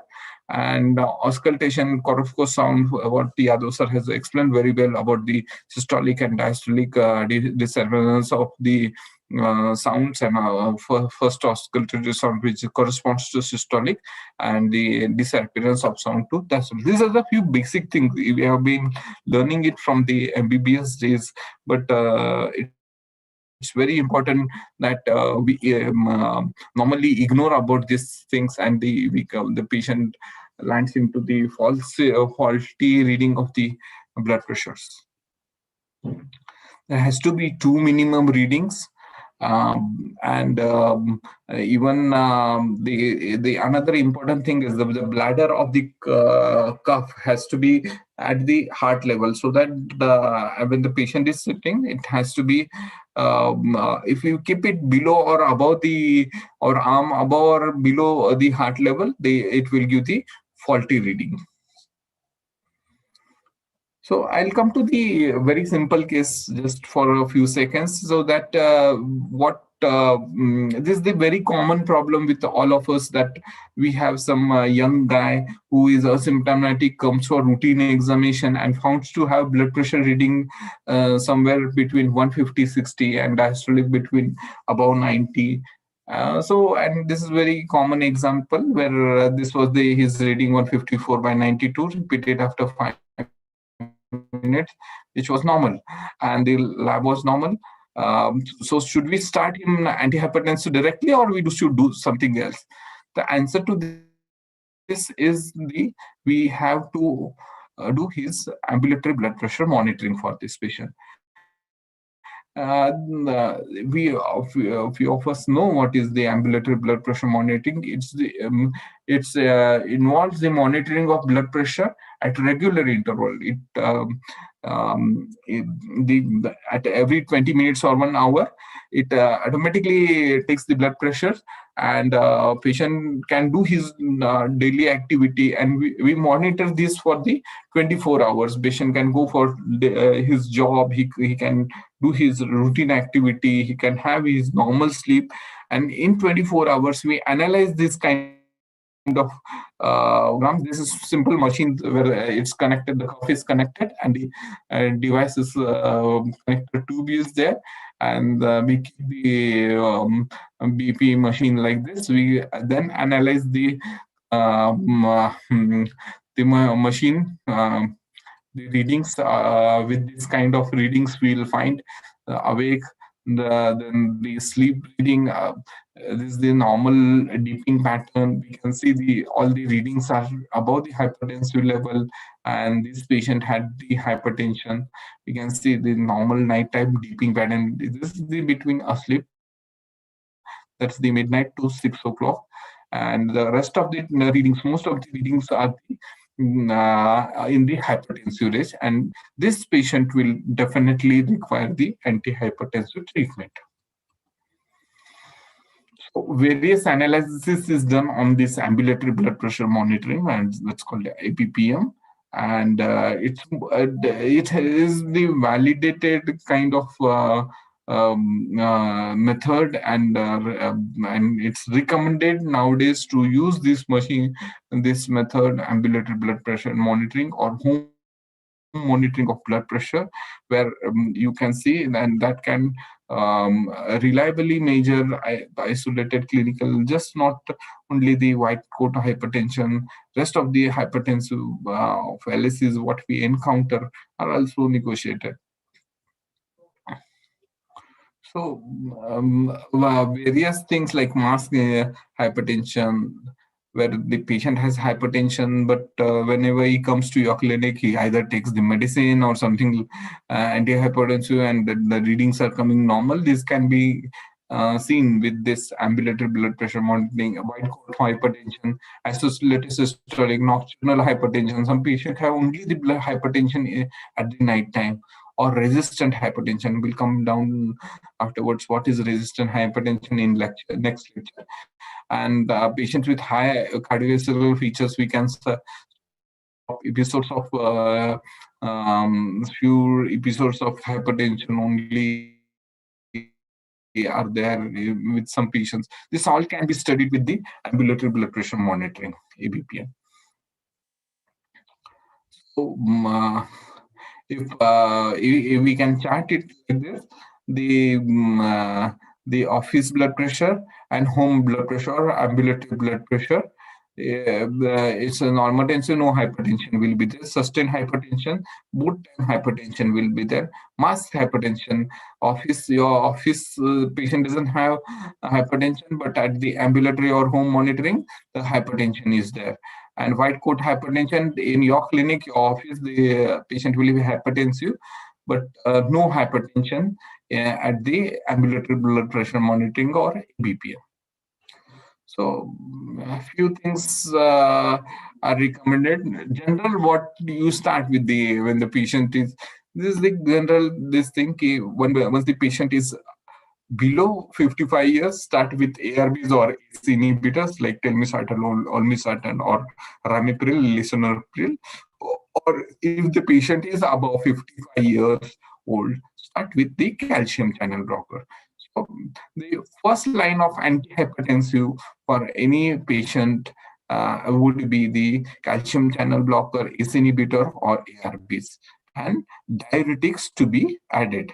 Second, beta blockers are not indicated as initial treatment of choice unless the patient have compulsing drug use like ischemic heart disease or heart failure. In this kind of patients, the beta blockers are indicated. Otherwise, a lone hypertensive, where there are no other comorbidities, there is no indication to start the beta blocker. So ACE inhibitors or ARBs or calcium channel blocker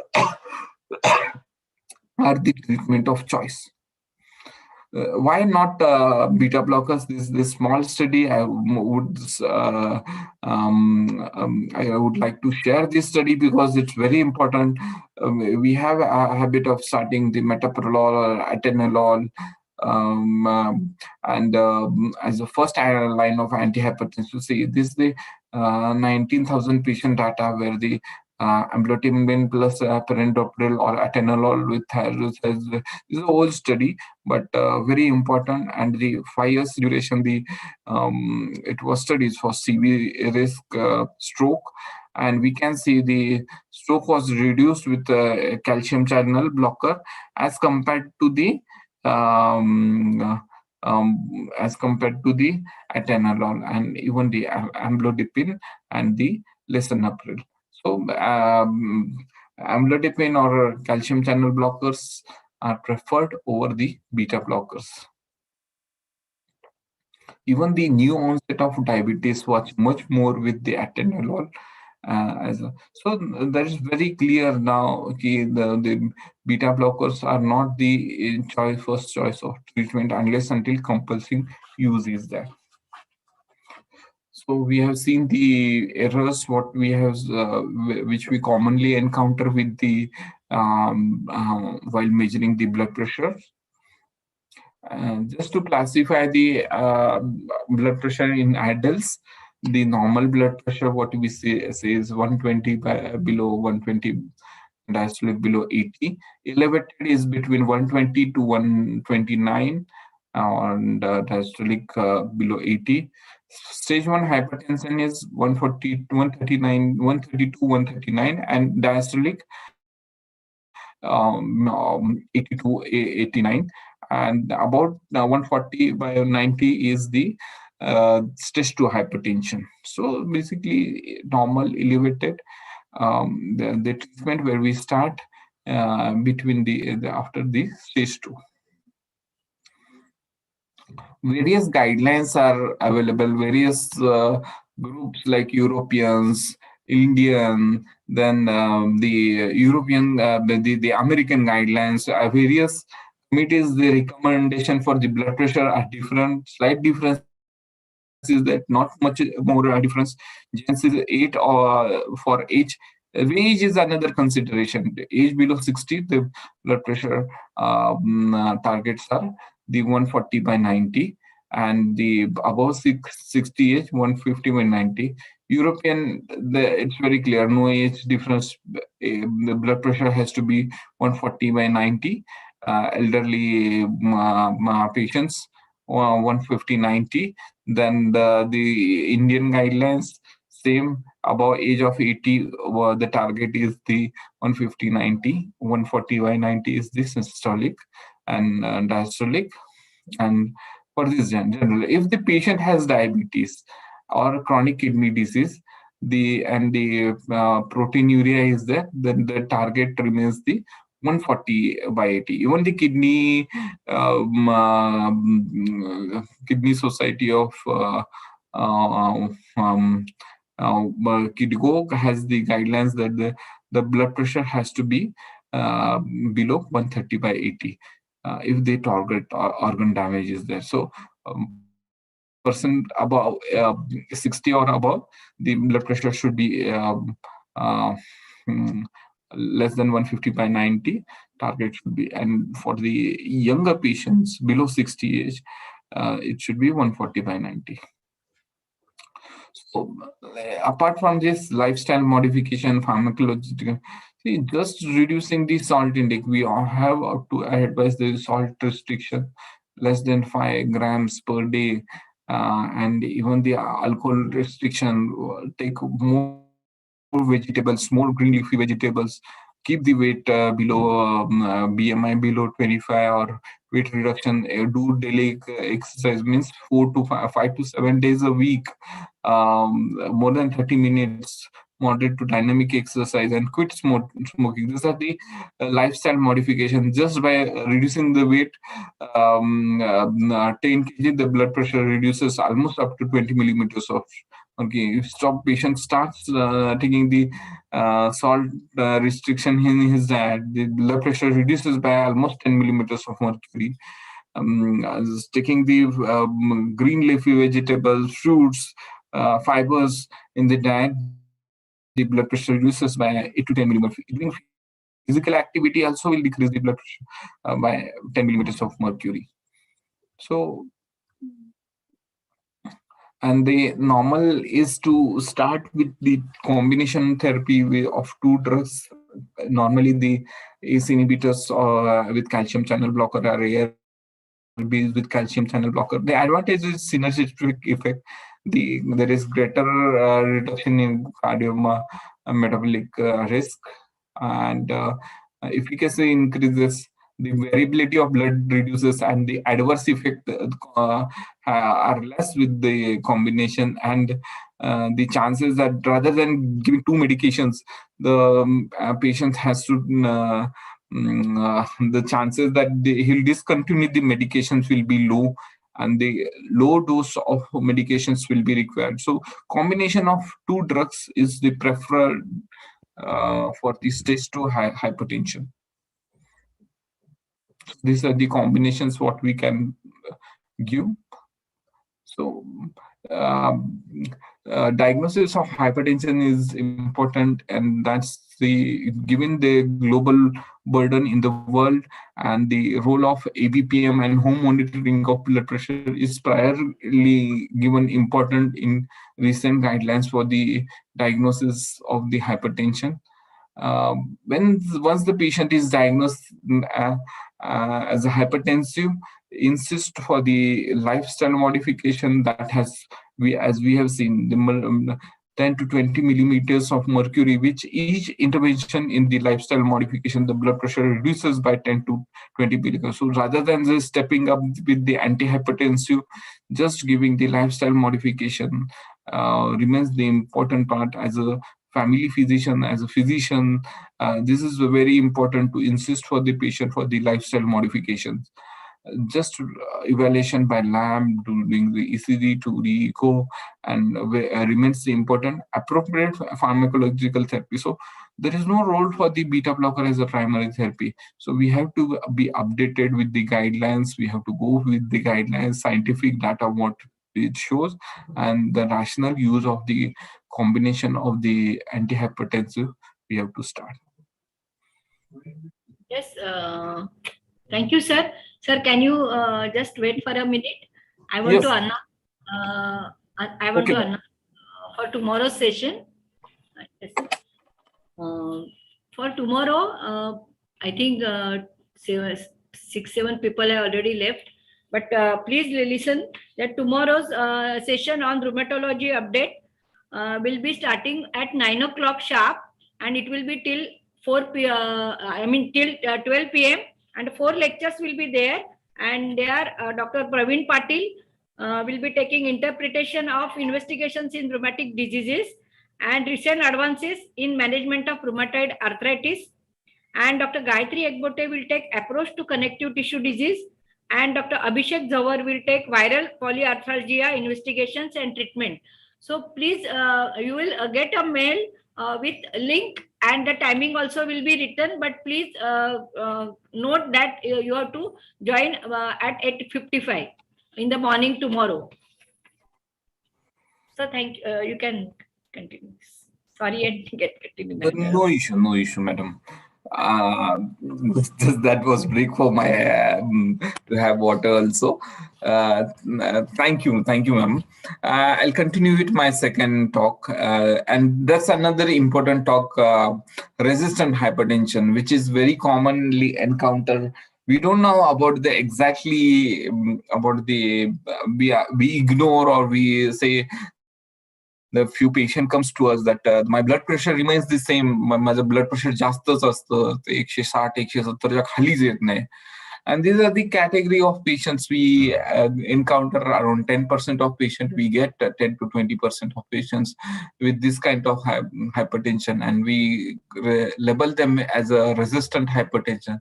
So resistant hypertension is that hypertension in spite of 3 antihypertensive of different classes, mean 3 antihypertensive of different classes, and out of that 3 antihypertensive, 1 should be diuretic, and all should be at the optimal dose.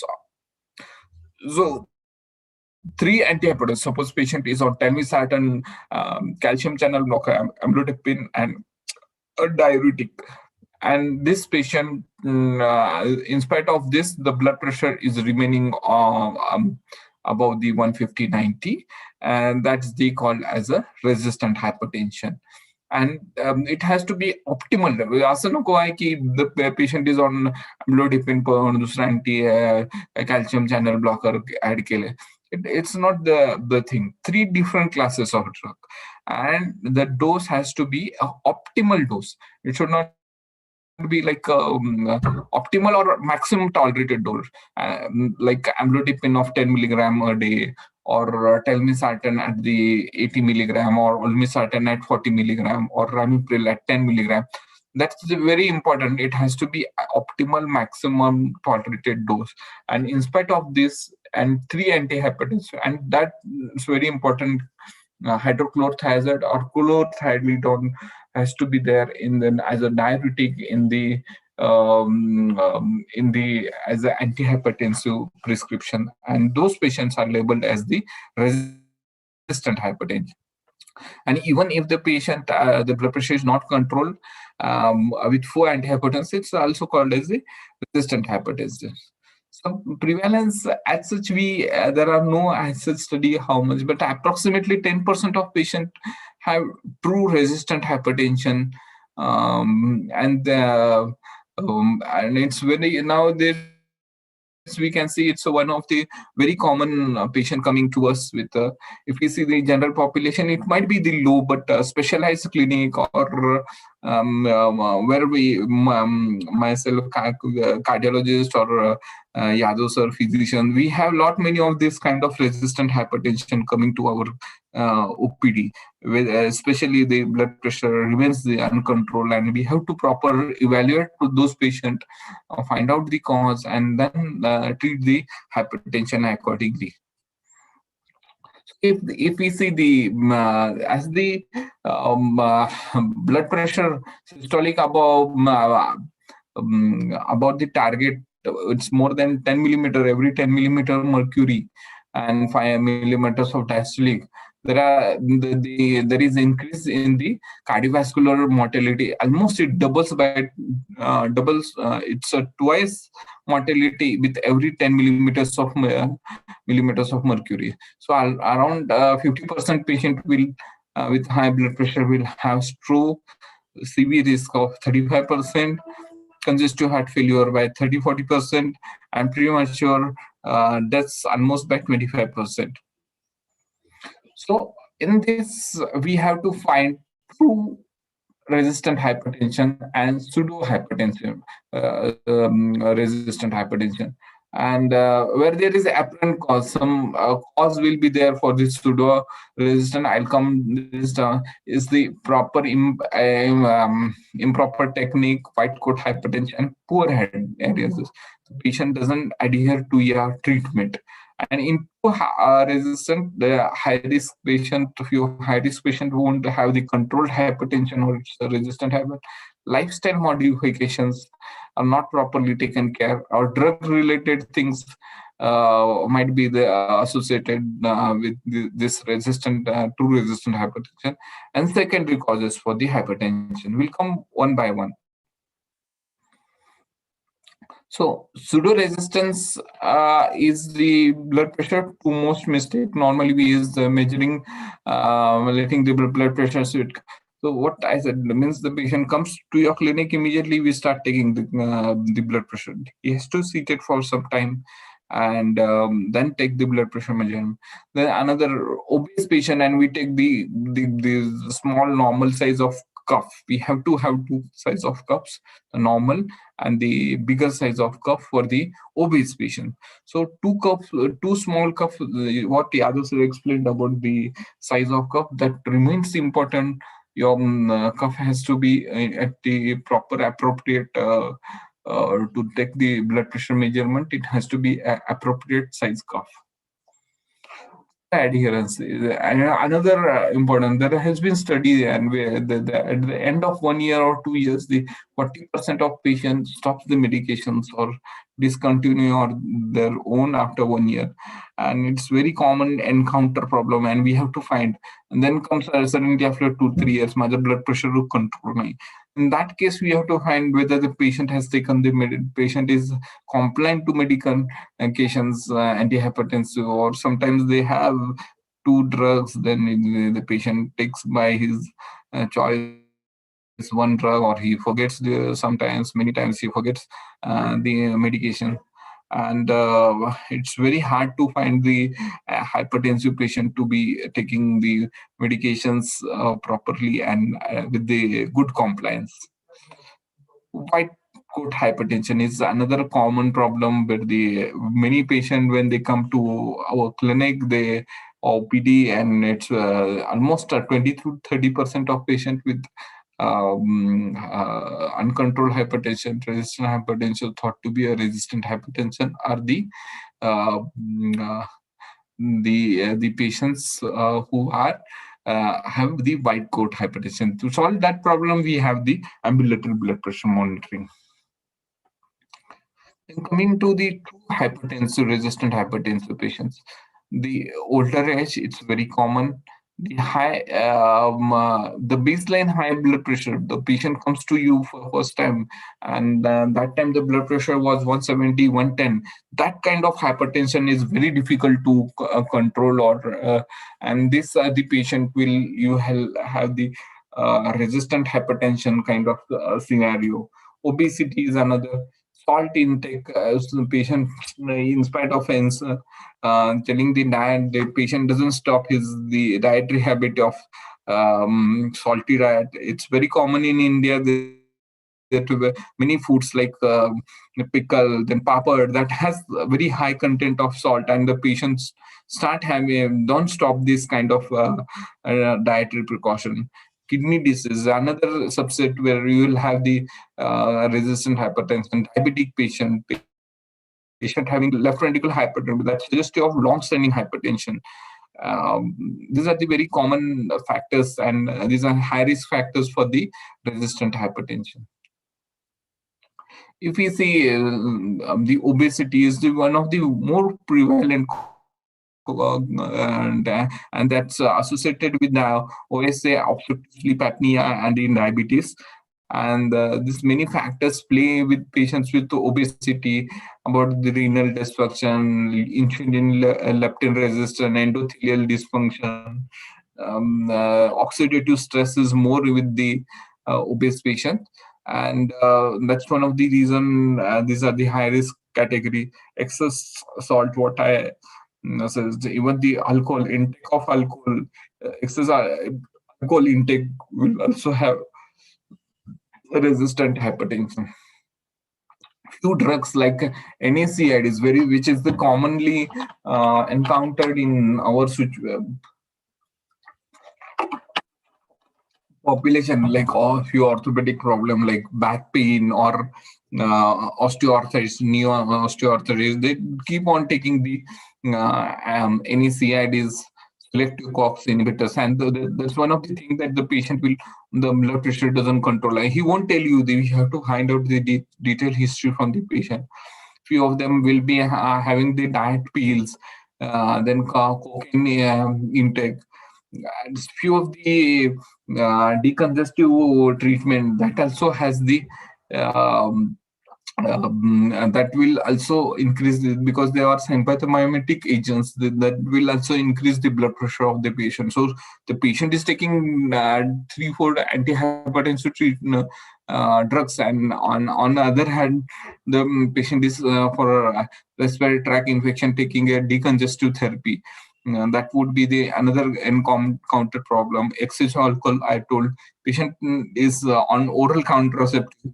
We have to find on the history whether the patients, female patient, whether they are on the oral contraceptive, because that combination of estrogen progesterone, that will be also cause the hypertension. Fluid and salt retention will be there with this kind of oral contraceptive. Few patients will be on cyclosporine for few of the rheumatological conditions. Then erythropoietin patients taking on erythropoietin, patients of CKD, that will also increase the blood pressure. Even some herbal components, they contain the ephedrine and the few of known medications, drugs, which will increase the blood pressure. We have to find out all these drug-related problems with the patients. So just coming to the true secondary hypertension, means hypertension which has some etiology, not a normal hypertension, what essential hypertension. There is underlying some cause for the hypertension, and these are the obstructive sleep apnea. Prevalence is almost 60%. Primary aldosterone, which we used to thought initially it's low, but it's high, will come down to 1 by 1. Renal artery stenosis, renal parenchymal diseases, drug-related or some heavy drug-related. Sometimes the thyroid disorders also can give. So we have to do thyroid function test. I mean, all kind of resistant hypertensive patients. Obstructive sleep apnea is strongly associated with the development of hypertension, and resistant hypertension is the one of the commonest thing which encounter with the patients with obstructive sleep apnea. There's a mechanism how it gets. I don't want to go into detail of this, how it develops the hypertension. Second is the primary aldosteronism. where initially when the patient comes, it's very common, but like initially when the patient comes, the potassium levels been normal. When we do over a period of time, if we evaluate him properly, the patient will have the potassium levels we have to check, and that will be raised with this kind of hyperaldosteronism. Renal artery stenosis is one of the important thing which is can be diagnosed easily by doing the ultrasound Doppler of the renal arteries, and or the CT renal, or even we can do the catheter angiography for renal angiography, or TSA for the renal artery stenosis. And the incidence is almost 10 to 20% with the patients of the resistant hypertension. We have to evaluate for all these kind of hypertension. Some of these patients fibromuscular dysplasia or atherosclerosis are one of the things where the renal artery stenosis is the encountered. Renal parenchymal diseases like the creatinine above 1.5, or even the GFR is reducing. In that kind of patient, the chronic kidney diseases patient will have the resistant hypertension. Pheochromocytoma, one of the ignored thing, and but we have to evaluate if the patient is resistant hypertension. In that case, we have to think for the pheochromocytoma and evaluate it for accordingly. Cushing's disease, rare, but it's one has to think about the Cushing's disease in patients, and have the proper workup for the Cushing's disease for the secondary hypertension. Few of the genetics are seen with the various secondary hypertension. So just evaluation, we have to, step one is to, sorry, the slide, I think they are poorly seen. Okay. Pseudo-resistance have to be excluded. Take the proper blood pressure measurement, do ambulatory blood pressure monitoring if we are suspecting the white coat hypertension. Check for the medications, check for the proper combination of the drug. Then advise them the DASH diet and even weight reduction, salt restriction, that will take care of the blood pressure, as I discussed, 10 to 15 millimeters of mercury. So basically salt, it's a normal question, what is meant by salt? And so it's no added salt, or even the salt has to be less, and no fast food, pickles, papad, which has very high content of the salt. That's very important and very simple thing where the salt restriction is. And eat more of natural food like fruits, vegetables, which has low content of salt.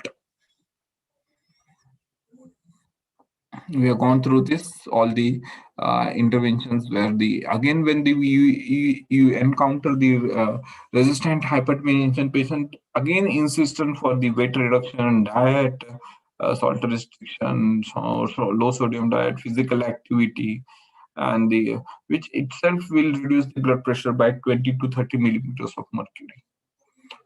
Then check for the any substances like OCPLs or NaCl is intake by the patients. Obstructive sleep apnea, if we evaluate and do sleep study for this patient, obese patient, or suspecting sleep apnea, and that case, just giving the CPAP for the patient, it will reduce the blood pressure significantly. Renal artery stenosis, where it could be fibromuscular dysplasia, or it could be atherosclerotic. Just stenting of this artery reduces normalizes the blood pressure. Use of chlorthalidone rather than the hydrochloride, rather than H, combination of H do more of chlorothalidone CT, which has long acting and more duration, and it decreases the blood pressure and the resistant or controls the blood pressure better.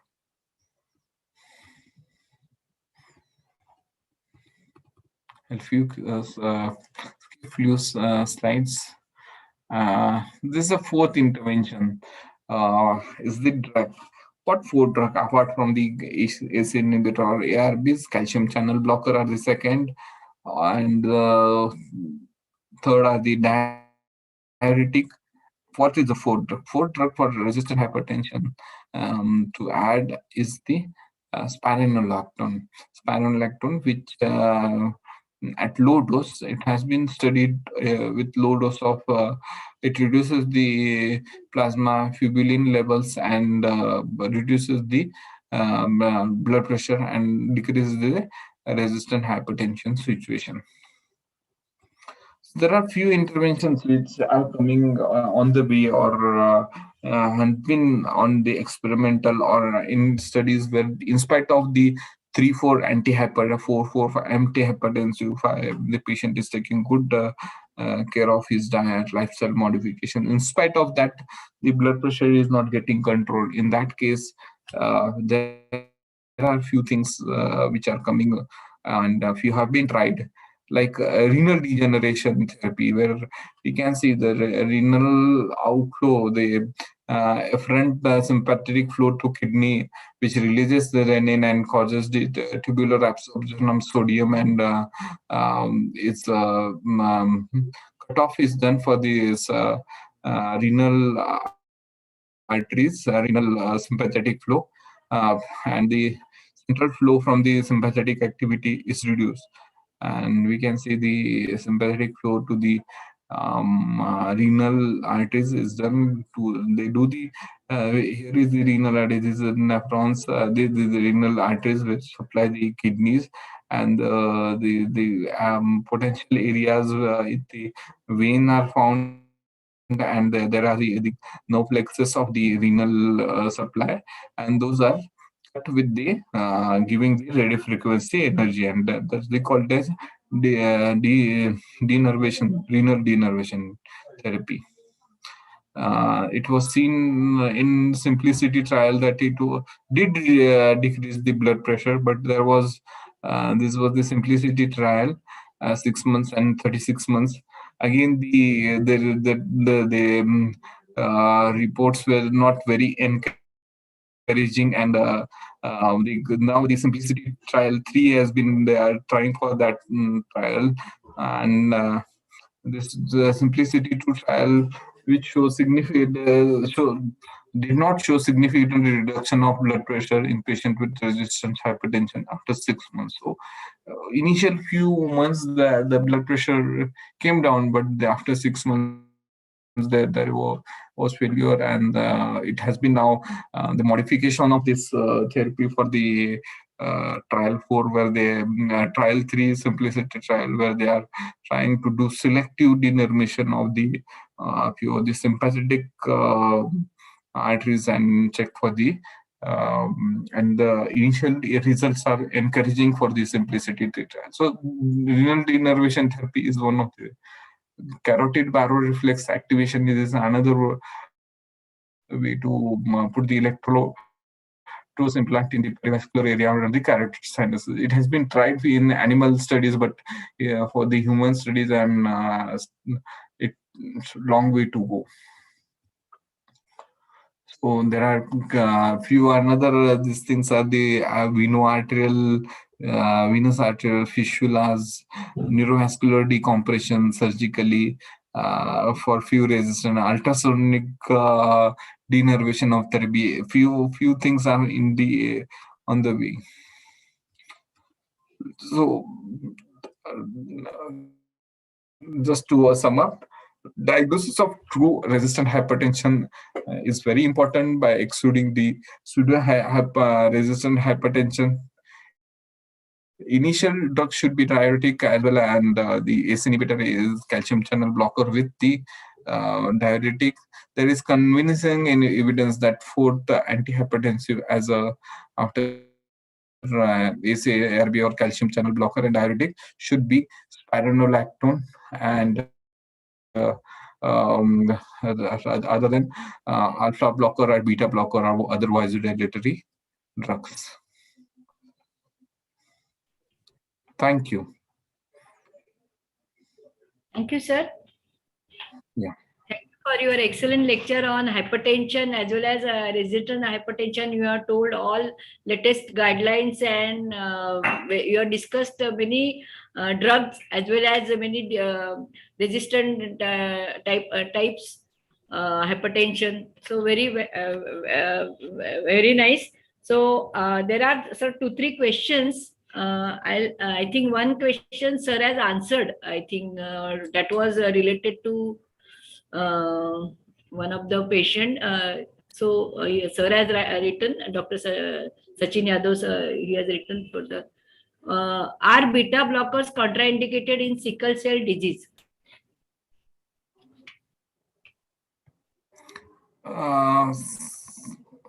Hello. Yes, Yadav sir. Yadav sir is there online or? Yadav sir was here now. I am. Yes. Sir, there is question for you. The beta blockers in sickle cell. Contraindicated in sickle cell disease. वाटतं नाही कॉन्ट्राइंडिकेशनचं काही कारण नाहीये खरं beta blockers. I have not used beta blocker in sickle. I have already seen very few patients of sickle cell. 2-3 patients in my career. So do you know, sir, beta blocker? Sir, I have also never heard about the. I have hardly seen the sickle cell anemia patients. Being a cardiologist, don't encounter, but in book at least there is no contraindication. I'm not aware, but I'll definitely go through this. I've seen on the net, it is not contraindicated. In fact, propranolol can be used as an anti-adhesive therapy. Adhesive therapy. Adhesive therapy. Yeah, that's what it can be. Beta blocker can be used in sickle cell disease. Another question. Sometimes we find systolic BP is high, say 180, and diastolic BP 70. In such cases, do we start antihypertensives? Is there any risk of lowering diastolic BP still down? So it's very basic question. Please answer. Isolated system. This is because of Yadav sir, to me, you are answering. I should answer. Yes. A very good question. I think Dr. Kalpana Pokharna has is very encountered problem, especially in the patient, elderly patient comes to you, and this is called as an isolated systolic hypertension. And the drug of choice for this is the calcium channel blocker. And obviously, we have to treat these patients. The diastolic BP won't fall, and we have to keep observe. And in such patients, elderly patients, when we confirm that the hypertension is 2-3 occasion we have checked, or by doing home monitoring or doing ambulatory blood pressure, and we are sure that the blood pressure is in this range of systolic 180 and diastolic remaining around 70 or 80. This patient should be treated with the calcium channel blocker like amlodipine. Go slow for this kind of patients, and be sure that the diastolic blood pressure doesn't fall, or there is no orthostatic hypotension that remains. But this patient have to be treated, and the guidelines says clearly the target for this blood pressure is 150 systolic. So there is no need to adjust this blood pressure to 130 or 140. Just 150 systolic also will help for this patient. Yeah, I would add 2-3 lines. This blood pressure is sort of the wide pulse pressure, and this is usually seen in the elderly people or patients who have this arteriosclerosis. Second important thing, why such wide pulse pressure is there. So whether the patient has hyperdynamic circulation like in thyrotoxicosis, anemia. Second, whether patient has some fistula, or patient has regurgitant lesions. So all that we have to rule out when the patient has so much of wide pulse pressure. Otherwise, in elderly people, as Dr. Sachin Lakdesar told, the calcium channel blockers, and second for the white pulse pressure, the hydrochlorothiazide or the thiazide like diuretics, they are better. Okay, thank you, sir.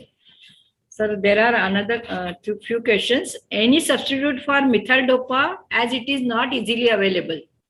So I think the answer is to make it available and keep a stock, isn't it? Yes, yes. And second, we It's say not that, labetalol can be used, or second, Exactly. nifedipine can be used. Yeah, Nifedipine can be used. But it's difficult sometimes to get the. But we know stores where in Pune city where it's available and Yeah. or can be made available. Because So it's not difficult. Sometimes we require that, but many times, as Sir said, nifedipine or labetalol will take care of hypertension in pregnancy. Hardly we require the argamin or alpha methyl dopa. Another basic question, which side of arm should be used ideally for BP measurement? त्याचं दिलंय मी उत्तर. Actually the arm which is commonly used, म्हणजे जो उजव्या हाताचा असतो, जो उजवा हात वापरतोय, Right hand and left-handed person left hand. correct, that is one. And second, you should check the blood pressure in both the arms at least. म्हणजे जो कोणी हायपरटेन्सिव्ह जो पेशंट येईल त्याचा ऍटलीस्ट दोन्ही आर्म मधले एकदा तरी बीपी चेक करणं गरजेचं आहे. The patient has difference in both the limbs. आणि यंग हायपरटेन्सिव्ह पेशंट असेल किंवा ज्याच्यामध्ये सिव्हिअर स्टेज 2 पेक्षा जास्त बीपी असेल, अशा पेशंट मध्ये you should check the BP in lower limb also, at least one lower limb. This is important. The another question is choice of drug for patient with creatinine 1.9 and 40 to 45 years of age. This is a specific question. त्याचंही लिहिलंय मी, उत्तर लिहिलंय madam ते. लिहिलंय का? Okay sir, okay sir. नाही तर सांगतो मी. हा, परत सांग. Okay, why this is a young patient, why his creatinine is raised, that we have to rule out whether the patient has some infection, urinary tract infection, pneumonia, fever, dehydration. Okay, patient is taking NSAIDs, whether patient has obstructive uropathy, whether patient has acute rise in blood pressure. All these factors we have to rule out before starting the treatment. Why creatinine is raised? Otherwise, we can go for the urine examination, we can go for the UHG abdomen. Okay, and if everything is okay and the rise is because of hypertension or diabetes, okay, patient has no renal artery stenosis, otherwise no problem in the renal parenchyma, then we can start with the ARB or the ACE inhibitor depending upon the EGFR. If the EGFR is more than 45, there also we fourth day or fifth day, we have to check for the renal function test, especially the creatinine and the potassium. Creatinine and potassium every 4th day. Once it is stable, then you can do monthly or the bi-monthly. Okay, sir. Thank you. So one more question. That's olmesartan 40. There is some question. Yeah, olmesartan 40. Hydrochlorothiazide 12.5 for more than 2 to 3 years cause deranged lipid profile. असं question विचारलंय. Olmesartan आणि hydrochlorothiazide. See, olmesartan to definitely won't cause a lipid means dyslipidemia, or it won't change the lipid profile as such, but hydrochlorothiazide can, but not to that extent. The benefit what it gives, it's nullified over the what it has the derangement. So it has to be especially in the elderly population, it has to be used cautiously, and there are a few studies also that it shows the dyslipidemia is there with the patient, derangement with the lipids is there, and the patient, even a few of them will have the new onset of the diabetes, but it's very nullified over the what benefit it gives to the as a antihypertensive. Thank you, sir. I would add the hydrochlorothiazide, any thiazide like diuretic, we have to use the minimum dose. The dose which are nowadays we are using either 6.25 or the 12.5 milligram. And at this dose, it's very unlikely to get the metabolic derangement like derangement of the sugar, uric acid, then lipid profile, hypomagnesemia. So all these are very less with such dose.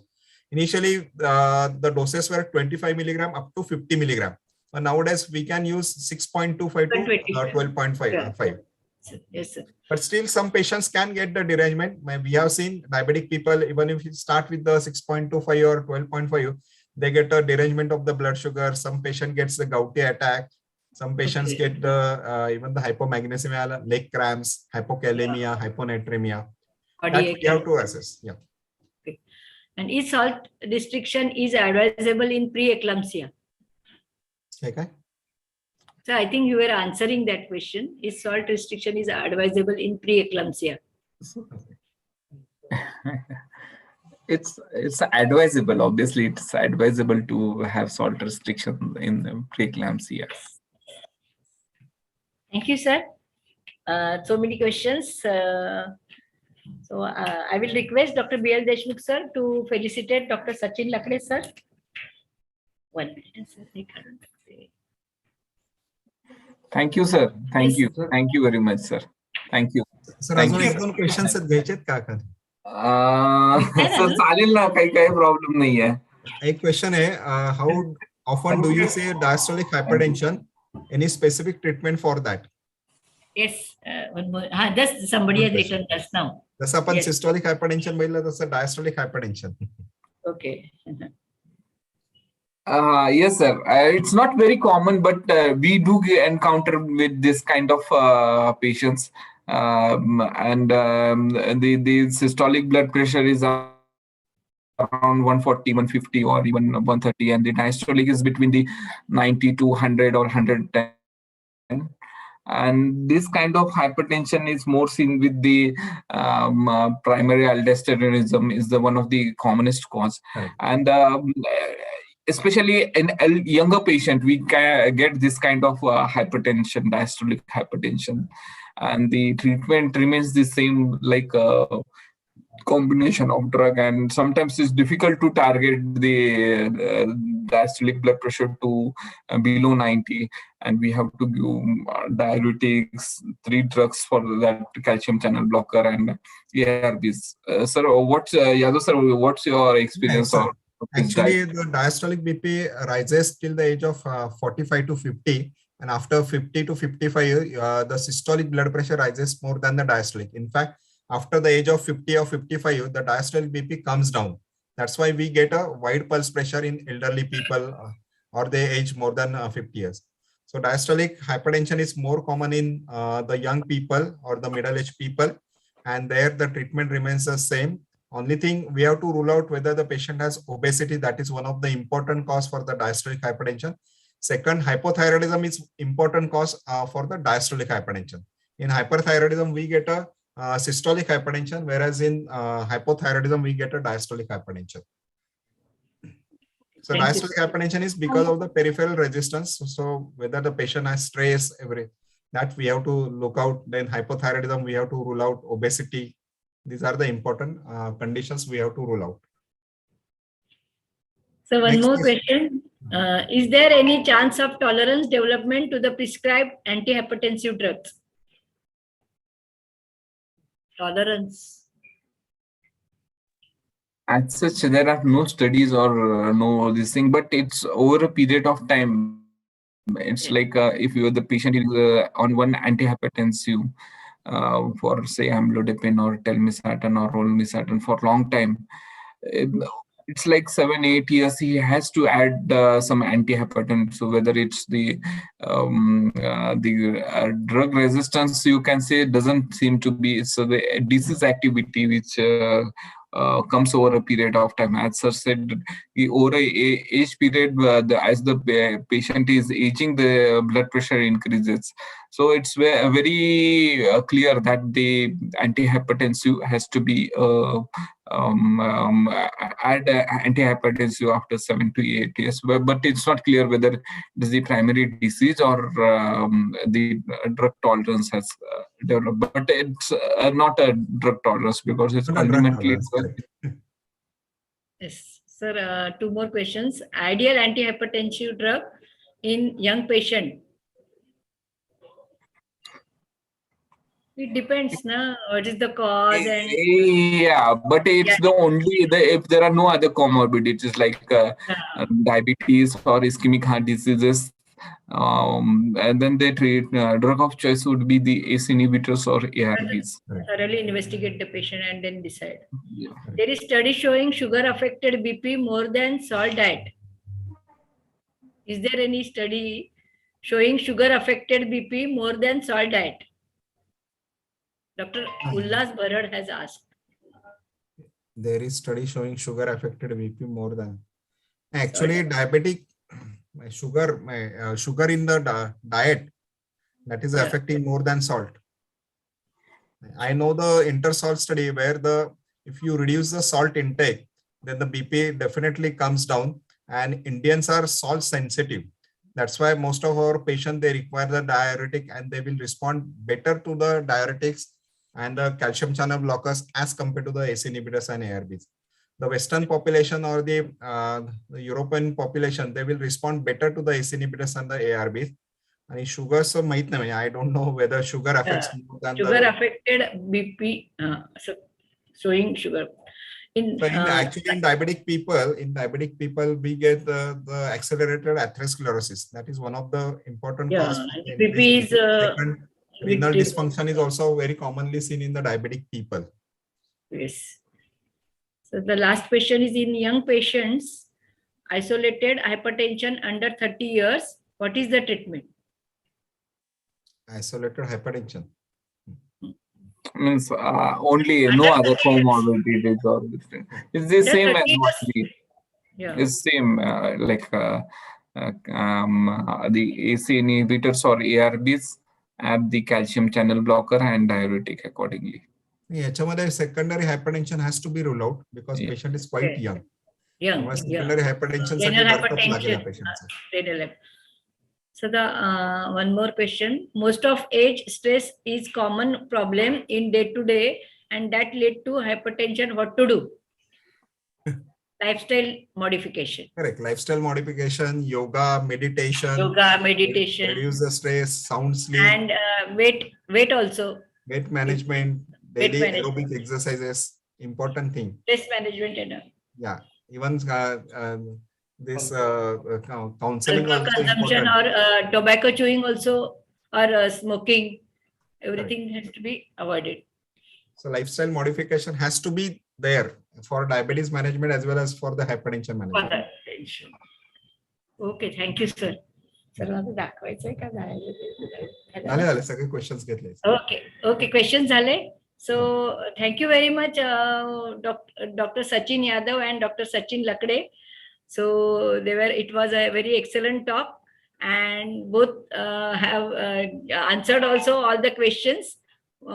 Before saying bye, I will just announce again that tomorrow's session will start at 9 o'clock sharp. So please be present at 8:55 instead of 2 o'clock. Otherwise, you will miss the session. And it is very an interesting topic on rheumatology. And Dr. Praveen Patil, Dr. Gayatri Ekbote, and Dr. Abhishek Zawar will be talking. So please be there at 8:55. So thank you all delegates also. And thank you Dr. Sanjay Patil sir, Dr. Meenakshi Deshpande, Dr. Virendra Ostwal, Dr. Shital Dolare, who is they are attending from the beginning, Dr. Raju Varyani and Dr. Rajan Sancheti, and both the speakers. So thank you very much. I think we'll come to end. Very nice. Very nice informative webinar. Because the hypertension is very, we are getting more and more patients. So thank you very much, sir. Thank you, madam. Thank you, Deshmukh sir. Thank you. Thank you, sir. Thank you, madam. Thank you, Yadav sir. Thank you.